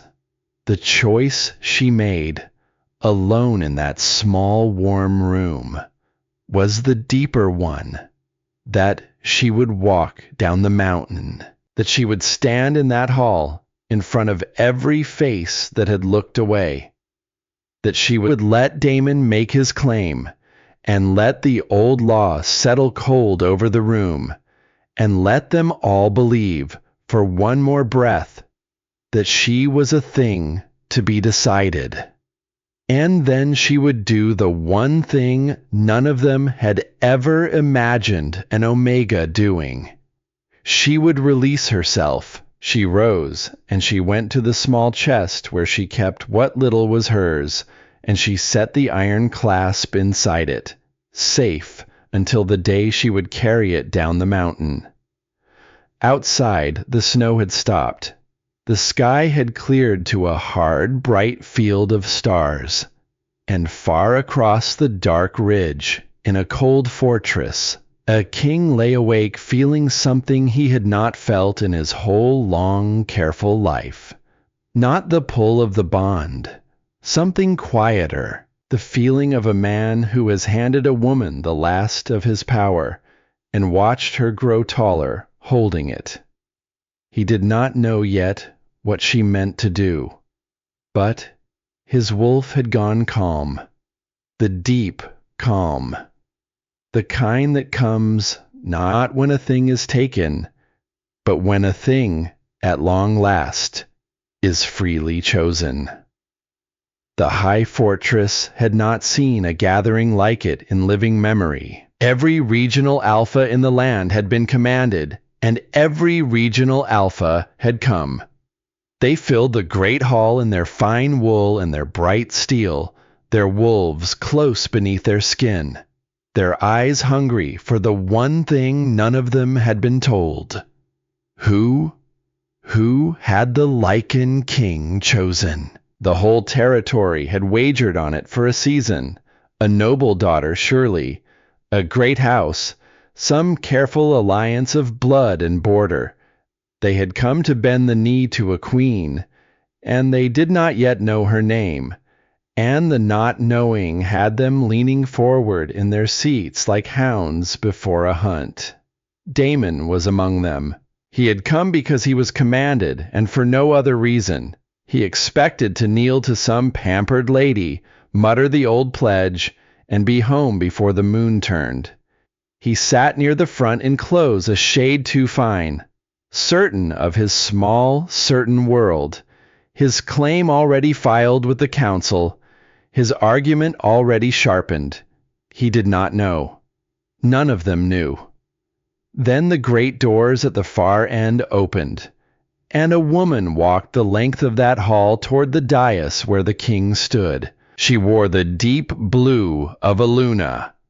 The cloak fell from her shoulders to the stone floor, the color of the sky in the last moment before full dark, and it moved around her as she walked like water, like weather, like something that had always belonged on her and had only been waiting for her to claim it. She walked with her spine straight and her eyes forward, past every face in that hall, and this time every single one of them looked up. Wren felt the change in the room before she was halfway down the aisle. The last time she had walked the length of a great hall, she had walked away from an altar with her heart on the floor, and not one face had met her eyes. They had given her the small mercy of looking away. This time they could not look away if they tried. She felt the weight of 300 gazes land on her and stay, felt the murmur ripple out from the front rows, where the alphas who traveled, who heard things, who carried gossip like coin, began to recognize the shape of a story they had only half believed. The discarded Omega, in a Luna's cloak, walking toward the strongest king in the land as though the floor had been laid for her feet alone. And then she found him in the crowd. Damon. She felt the exact moment he understood. It took the same single heartbeat it had taken her once at his altar. That long suspended instant where the body knows before the mind will let it. She watched the color drain out of his face, watched his certain little world tilt under him, watched him half rise from his seat, his mouth opening on a denial, a protest, a no that the whole hall would have heard. She did not let herself feel nothing. She would not pretend later that there had been no satisfaction in watching the face of the man who had let her mother's clasp ring on the stone and never once looked down. But she did not slow her step for him. He was not the point. He had never been the point. She had simply stopped somewhere on the long road down the mountain, arranging her life around the men who threw things away. She reached the foot of the dais. She looked up at Thorn, and for one breath, in front of the whole watching world, the bond between them sang so loud and so golden that she was almost certain the council could hear it. Then Damon found his voice. This female is bound to my pack." The words cracked across the hall like a whip, pitched to carry, and the murmur died into a hard silence. He was on his feet now. The shock had passed, and underneath it was the thing she had always known lived in him. Not love, not even wanting. Pride. The pure cold pride of a man who could not bear to be made small in front of his peers by a woman he had decided was worthless. She was promised under pack right, Damon said to the council, to the hall, to the king himself, and she was never released. Shamed, yes. Set aside, yes. But released, no. The bond thread to my pack stands in her still. He spread his hands. Reasonable, ruinous. By the oldest law, he said, no alpha may take a female who carries another pack's bond. And the king is not exempt from the law he keeps. He let that land. Let it spread. Return her to her pack for proper release, and perhaps we will speak again of presentations. Until then, this right is void, and the king knows it. The hall erupted, and the worst of it was, he was right. Wren felt the truth of it move through the room like cold water finding the low places. She saw the council members glance at one another, saw the old law settle over them, heavy and ancient and unanswerable, saw exactly what Damon had seen, that this was the one weapon even a king could not simply break. Because if Thorn broke it, if he stood up and declared the law did not apply to his wanting, then he would become, in front of every pack in the land, the very thing he had spent his whole reign refusing to be.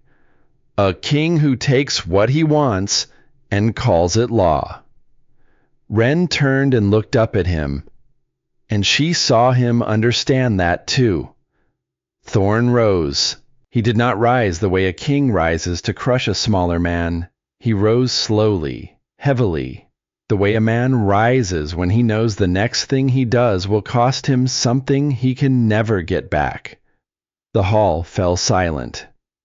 "He speaks true," the Lycan king said. The shock of it went through the room like a blade. 300 breaths caught at once. The council members froze. Even Damon, for one instant, looked uncertain, as though his victory had come too easily to trust. "The law is the law," Thorn said. His voice was steady, and it carried to the farthest cold corner of that hall. "I will not break it. Not for my pride, not for my crown." He looked down at Wren, only at her, as though the crowded hall had emptied and there were no one left in all the world but the two of them. Not even for her. The words should have broken her. They did the opposite, because she heard, underneath them, the door he was opening. The same door he had laid down for her the whole way up the mountain. The same door he had refused to walk her through himself. "So I set my claim aside," Thorn said. "Here, before the council, in front of every pack in the land. I make no demand of this woman. I will submit to the council's inquiry, and I will abide whatever it finds, whatever it costs my standing, whatever it costs me." His jaw tightened. "Because the one thing I will not do is be a second man who decides her life for her." He took one step down from the dais, toward her, and stopped. "The bond is yours, Wren," he said. "Not mine, not his, yours. The law speaks of releasing you to your pack. The law speaks of proper hands and proper words and alphas and rights." His eyes held hers. "But the law," Thorn said, "has never once, asked the woman whether she wishes to release herself. The hall did not understand it at first. Wren did. She had carried it down the mountain in her own 2 hands. She had turned it over 100 times in the honey gold light of her small, warm room. She had found the door no one had thought to close, because it had never occurred to the men who wrote the law that the thing they were passing between them might want to let itself go. She stepped forward to the council table where the old instruments of right were laid out on dark cloth, and among them the iron severance pin, long as a hand, plain, ancient, the tool by which proper hands cut the bond thread of an omega. She picked it up. Her hand knew the weight of iron. She had carried her mother's all her life. She closed her fingers around the pin, and she turned to face the hall, and she lifted her chin. "Then I release myself," she said. For a moment, no one moved. Then a counselor found his voice. "It cannot be done. The thread is woven into the body. It does not answer to the one who carries it. It never has." "Then it has never been asked," Wren said. And she set the edge of the iron pin against her own palm. "The bond thread an omega carries to her birth pack is not a knot you can pick loose. It is woven through the body, through 24 years of belonging to a place that did not want her. It does not let go because you ask it to. It does not believe you have the right." Wren spoke the old words of release, the words she had heard once, long ago, spoken over another woman by the proper hands, and the bond fought her. It came up cold, a cold with grief in it. The grief of every year she had spent making herself small enough to be kept by people who would discard her anyway. The grief of the altar, and the clasp ringing on the stone, and the faces that would not meet her eyes. The cold of a whole life spent being told what she was worth by men who never once asked. It closed on the air in her lungs. Frost crept white along the back of her hand. The bond did not believe she had the right to let it go. It had been woven by men, and held by men, and cut by men, and it did not know what to do with a woman who reached into her own chest and took hold of it herself.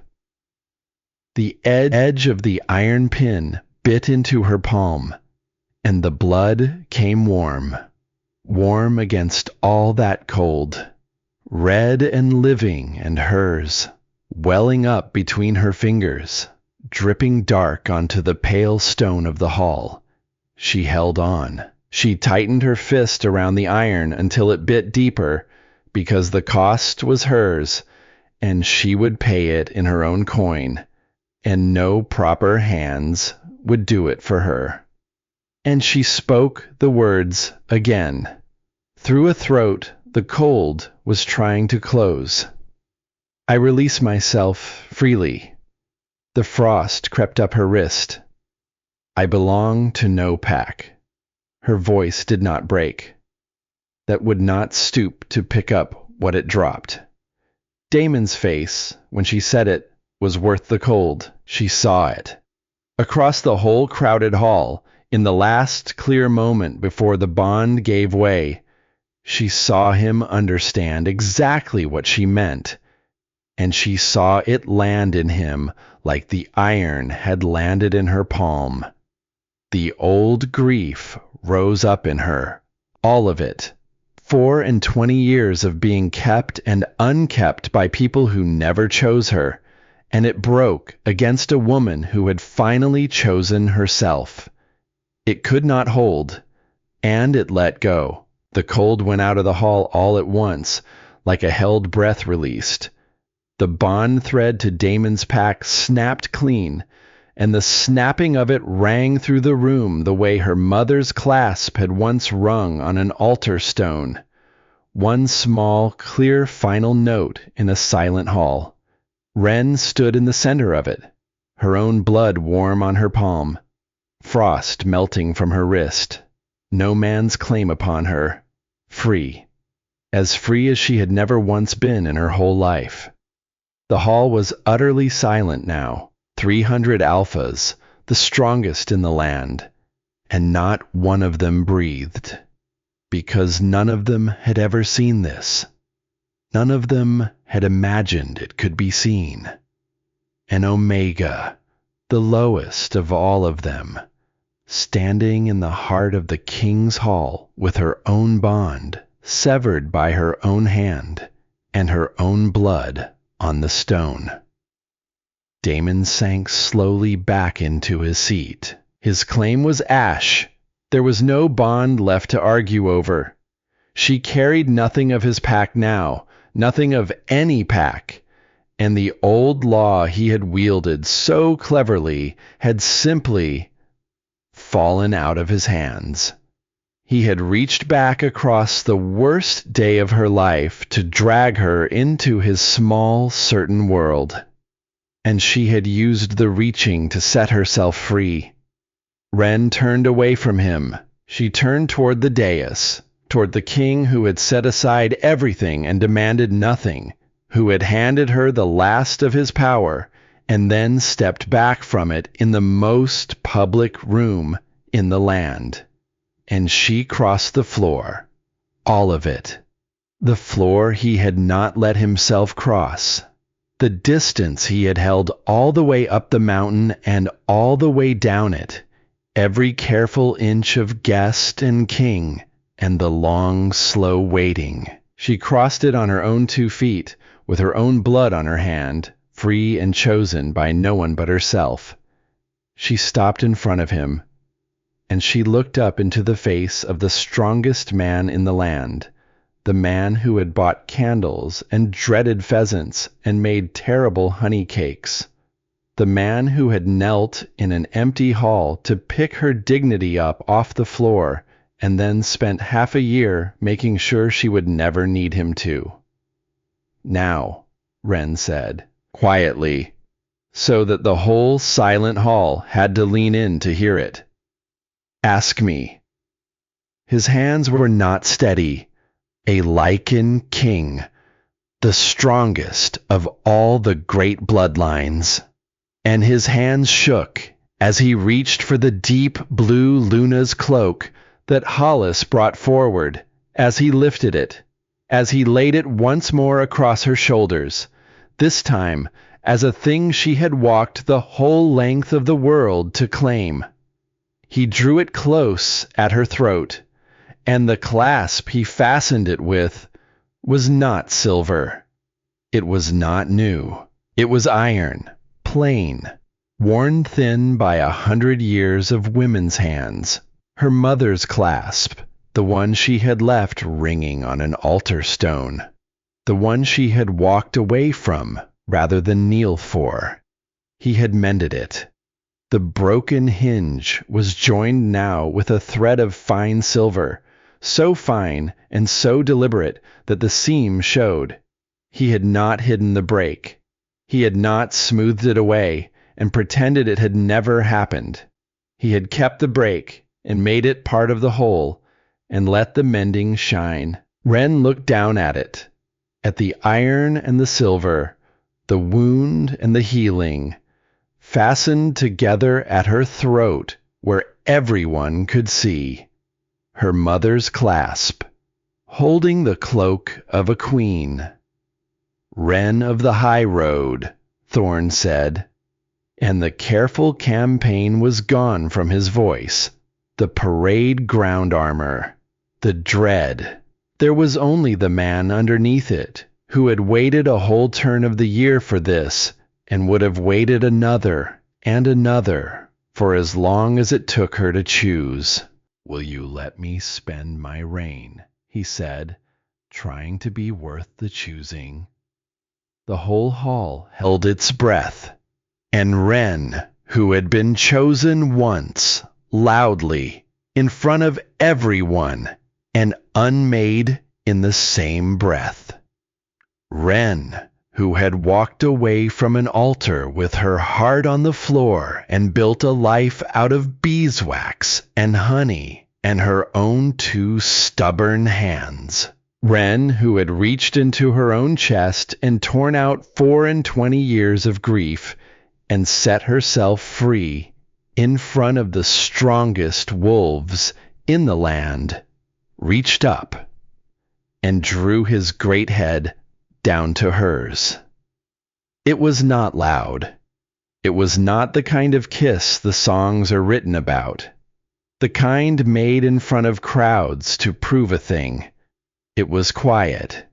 It was warm. And what broke open in her was not heat, but the simple staggering relief of being seen all the way down to the floor of herself, and chosen there anyway. The hall and the council and the man who had unmade her all fell away. And there was only the one true thing. And this time, Wren let it be true. There is an old law older than the one Damon had tried to wield. By that law, when a king's Luna is confirmed before the council, every alpha in the hall must bend the knee to her, not to the king, to her. It is the oldest courtesy of the packs, older than crowns, older than borders, older than the careful schemes of careful men. It cannot be refused, and it does not care, not in the slightest, whether a man's heart is in the bending. So when Wren drew back from that kiss, and the deep blue cloak settled true upon her shoulders with her mother's mended clasp shining at her throat, the council rose as one and spoke the words that made her Luna in the eyes of every pack in the land. And then they knelt. 300 alphas, the strongest wolves in the world. They went down on one knee on the cold stone, all of them, in a long, slow wave that rolled outward from the dais to the farthest shadowed corner of the hall. The sound of it filled the room, wool against stone, steel shifting, the low collective breath of 300 proud creatures lowering themselves at once, and Damon knelt with them. He had no choice. The law he had carried into that hall an hour before, so clever and so sharp, the law he had been so certain would drag her back into his small world. That same law now wielded him. It bent his knee. It pressed his proud head down. It put the man who had let her mother's clasp ring on the stone onto the floor before the Omega he had thrown away. His face was gray. His climb was finished, and he knew it, and the whole hall knew it, and there was nowhere left for his pride to hide. Wren looked down at him. She did not raise her voice. She had learned, in a cold hall a long year before, that the quietest thing said in a silent room is the loudest, that a whisper, dropped into the right moment, lands harder than any shout. A shout, she had once thought. She could have answered. It was the gentleness that had unmade her. So now she gave him gentleness back, the terrible quiet kind. You should have looked down. Damon went still on his knee. It rang, Wren said. My mother's clasp. It struck the stone, and it rang, and the whole hall heard it. And you could not be troubled to look at the floor. She let that sit in the silence.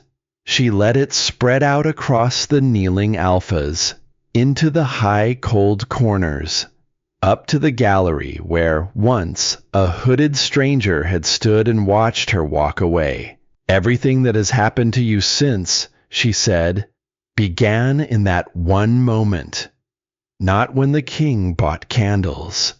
Not when I walked through those doors tonight in blue. There.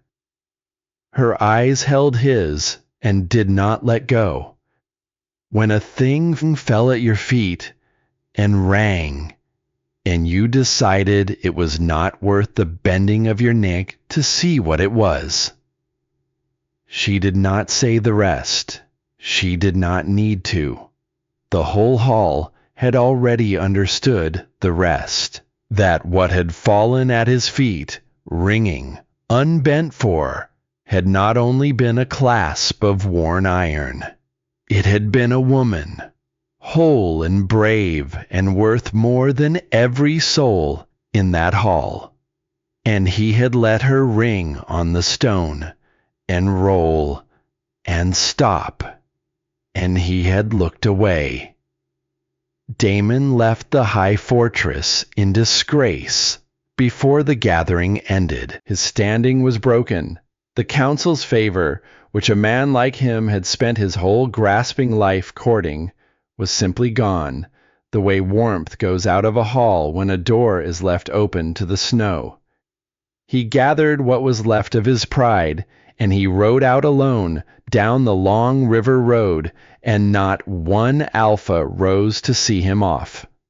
Wren watched from a high window as the dark line of him grew small and smaller, and was gone. She will not pretend, even now, that the cloak on her shoulders did not feel a little warmer for the watching. She had earned that warmth. She did not apologize for it, but she found, as the river road took him, that she did not hate him the way she had once expected to. There was no triumph in it, in the end. Only a strange, quiet astonishment that a man could hold a whole life in his two hands. A woman who would have given him everything. A pack that trusted him. A future worth the having. And let all of it ring on the stone, and never once look down. It was not cruelty that had unmade Damon. She understood that now. It was carelessness. The comfortable, casual certainty that some people are simply worth less. That a thing of low birth, once dropped, does not need to be looked at again. That the world is divided into those who matter and those who do not, and that the dividing is so obvious it requires no checking. And Wren thought, watching the river road empty, that this was the more dangerous thing in all the world, not the men who hate, the men who do not bother to look. There was fallout, of course. There is always fallout. A lichen king who sets aside his own claim in open council, who stands before 300 alphas and lets his chosen Luna sever her own bond with her own blood on the stone, is not a thing the great houses forget in a hurry.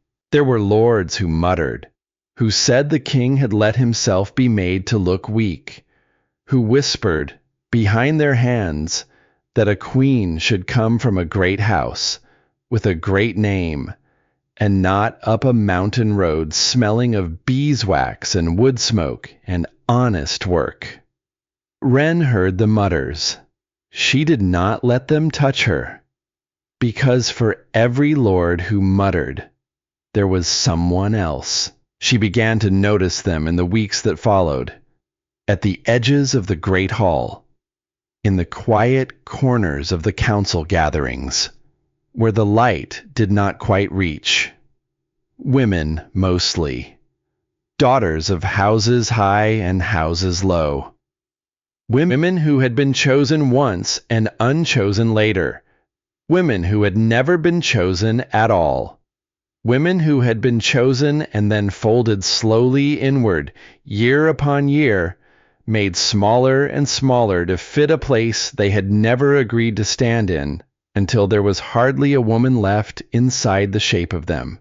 They looked at her differently than the lords did. They looked at the deep blue cloak, and the iron clasp with its silver mending plain and unhidden at her throat, and the Omega who had walked the whole length of that hall and set herself free in front of the strongest wolves in the land. And one by one, in their quiet corners, they stood a little straighter. That was when Wren understood what her transformation was truly for. It was not the cloak. It was not the title, which she wore lightly and would have set down without much grief. It was not even the man, though she came to love him more with each turning season, in the slow and careful way that lasts, the way that does not burn bright and gutter out, but banks down warm and deep and steady, like a fire kept all winter.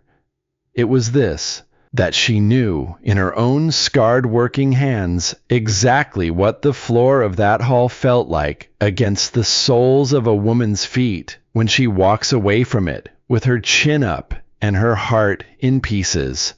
She knew it from the inside, and no one who has been left on that floor ever truly forgets the cold of it. So she made it her work, not the work of a queen as the lords imagined a queen, not silk and ceremony and the endless careful arithmetic of alliance and advantage. The other work, the work no one had thought a queen would lower herself to do. She began, quietly at first, to gather them, the set aside, the folded inward, the thrown away. The women who had been told all their lives, by men who never once bothered to look, exactly how little they were worth, until they had begun to believe it in their bones. She gave them a place, not a charity. She hated the word, and she would not allow it spoken in her hall.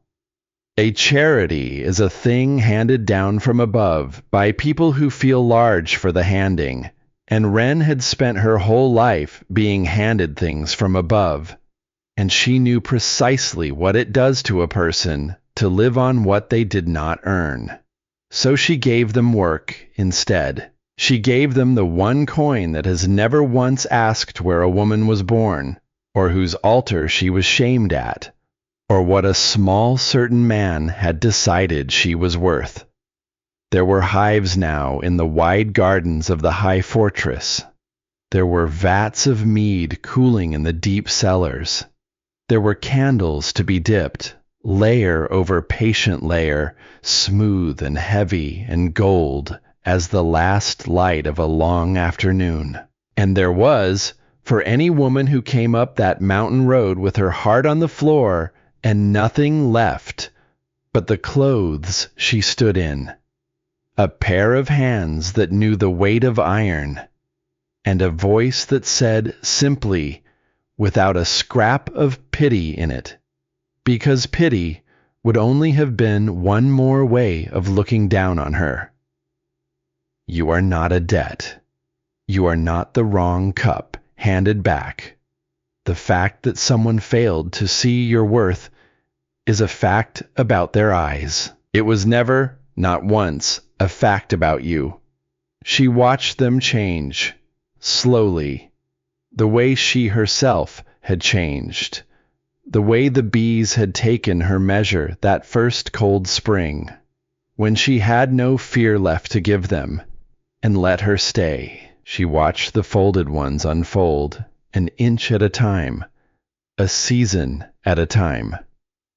She watched the silent ones find, somewhere down in the work of their own hands, the first rough edges of a voice.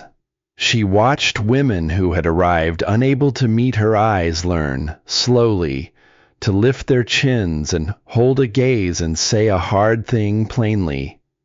And she made it the one law of her hall that she cared about above all the others, the law that mattered more to her than any treaty or border or careful word of state, that no woman would ever again be left scrabbling on the floor for her own dignity while Wren was Luna of that place, not while she drew breath, not in any hall she had a say in. Celeste came up the mountain road in the autumn. Wren had not expected her. She had thought of Celeste rarely, and without much heat. The noble's daughter had been a prop in Damon's proving, the same as Wren had been, only standing on the other side of the altar. Two women set against each other by a man too small to see either of them whole. It is an old trick and a cheap one, and it works far more often than it should. But Celeste, it turned out, had not had the Luna's life she was promised. She had married into Damon's small, certain world, and she had watched that world crumble around her after the gathering, and she had learned, slow and bitter, exactly what it is to be wanted not for yourself, but for what your wanting says about a man's price in the eyes of other men. She arrived at the gate in plain wool. No silk, no gold, her fine clothes left behind, or sold, or simply no longer hers. She stood in the courtyard among the humming hives, and she did not seem to know what to do with her hands. And for a long moment the two women who had once stood on opposite sides of that altar simply looked at each other across the autumn light. "I came to apologize," Celeste said at last. The words came out stiff, unpracticed, the words of a woman who has not had much occasion in her life to mean them. "For the altar.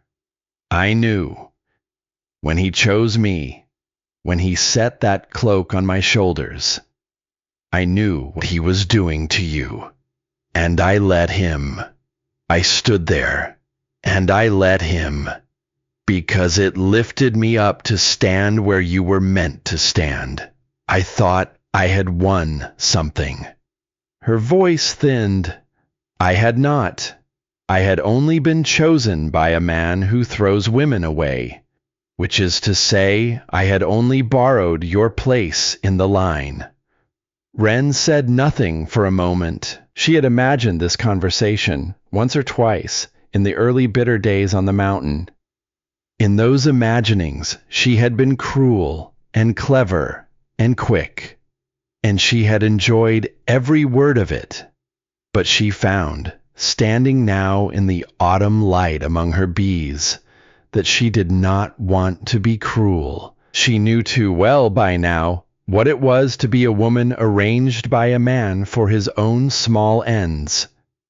And she had decided, somewhere along the long road of her changing, that she would not become a woman who did to others what had been done to her. That was the whole point of any of it. "He used you too," Wren said. "He set you in my place the same way he set me down. Neither of us was ever a woman to him. We were both just moves on a board he thought he was clever enough to win." Celeste's eyes filled. "You could have had everything," she said, looking around her. "The whole land at your feet. And instead, you built this." She took in the hives, the smoke, the wax, the quiet, steady industry of women bent to honest work. Why? Why would a queen do this? "Because someone has to look down," Wren said. Celeste did not understand. So Wren told her about the clasp, the ringing of it on the stone, the man who would not look at the floor.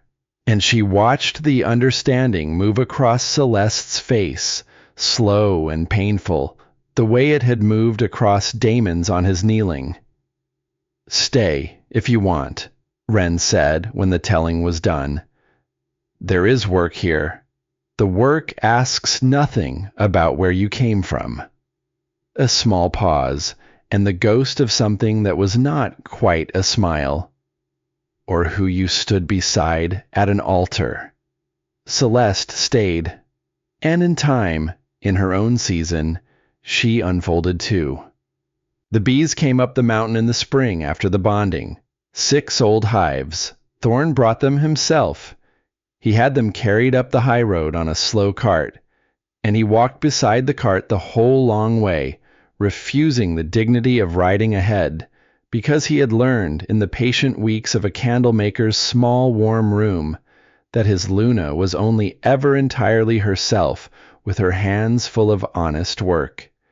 It was not that a Luna must keep bees. It was that this Luna was a woman made whole by the keeping of them.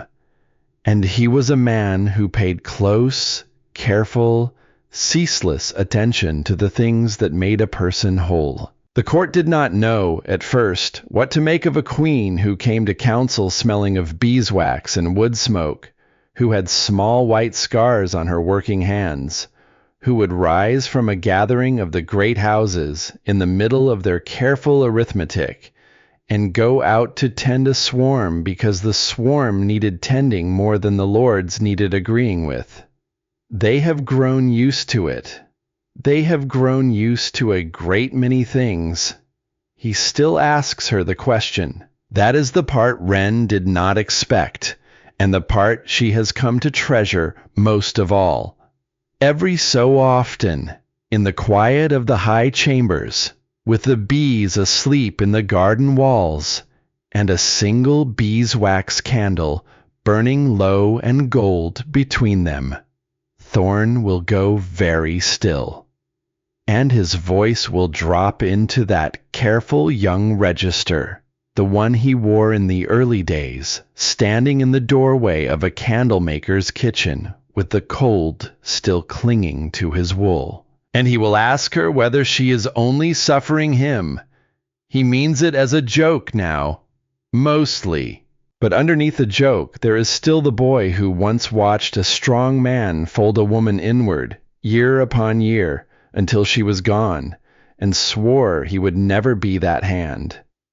There is still a king who cannot quite believe, even now, that the woman chose him, that she crossed the whole length of that crowded hall with her own blood warm on her palm, and no man's claim upon her, and reached up and drew his great head down to hers, and chose him in front of the world.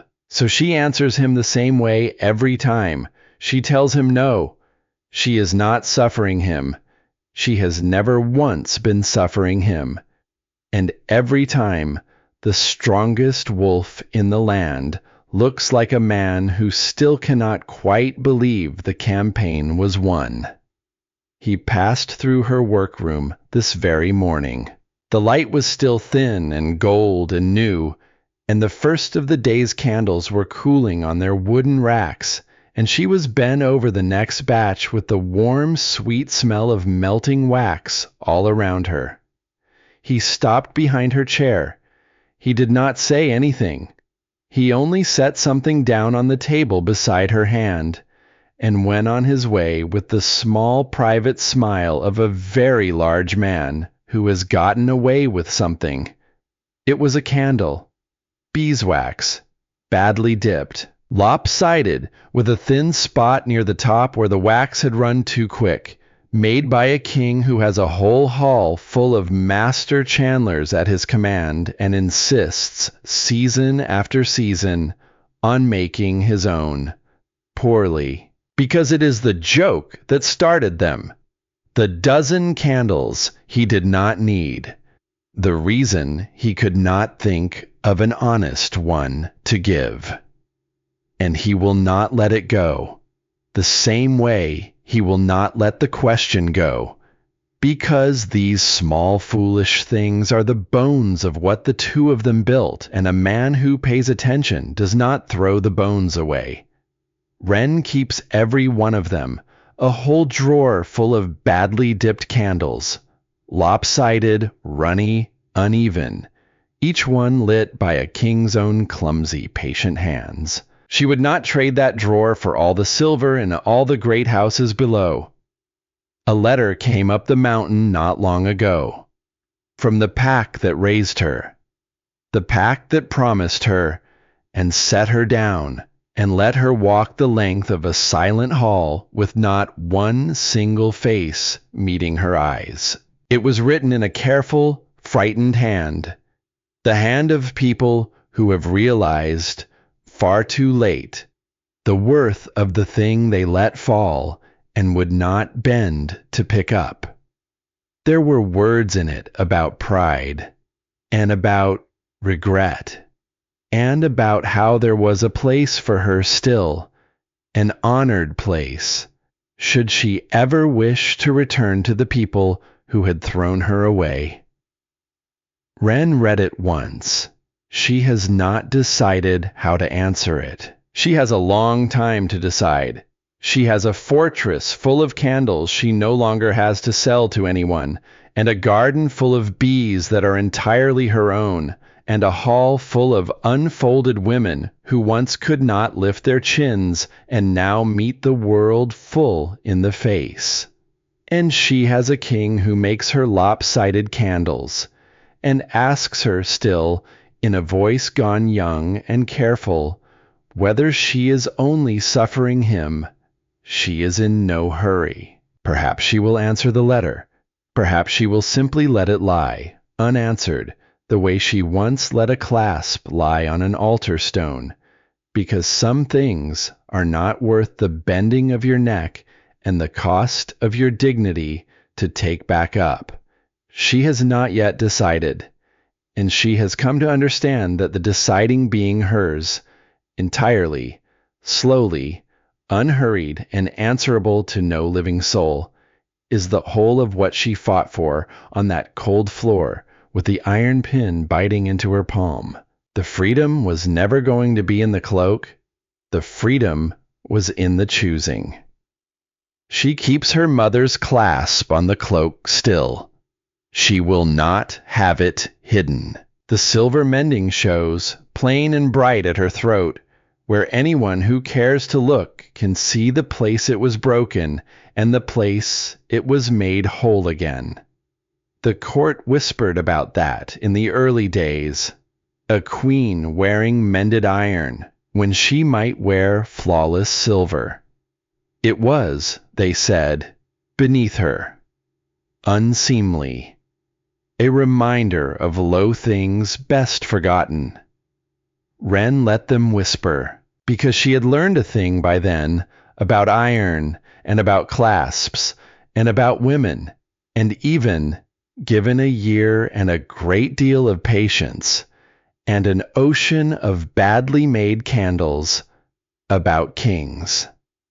A thing that has been broken and chose to hold is stronger than a thing that was never tested. The flawless silver in the great houses below has never once been asked to bear a real weight. It is pretty. It is smooth.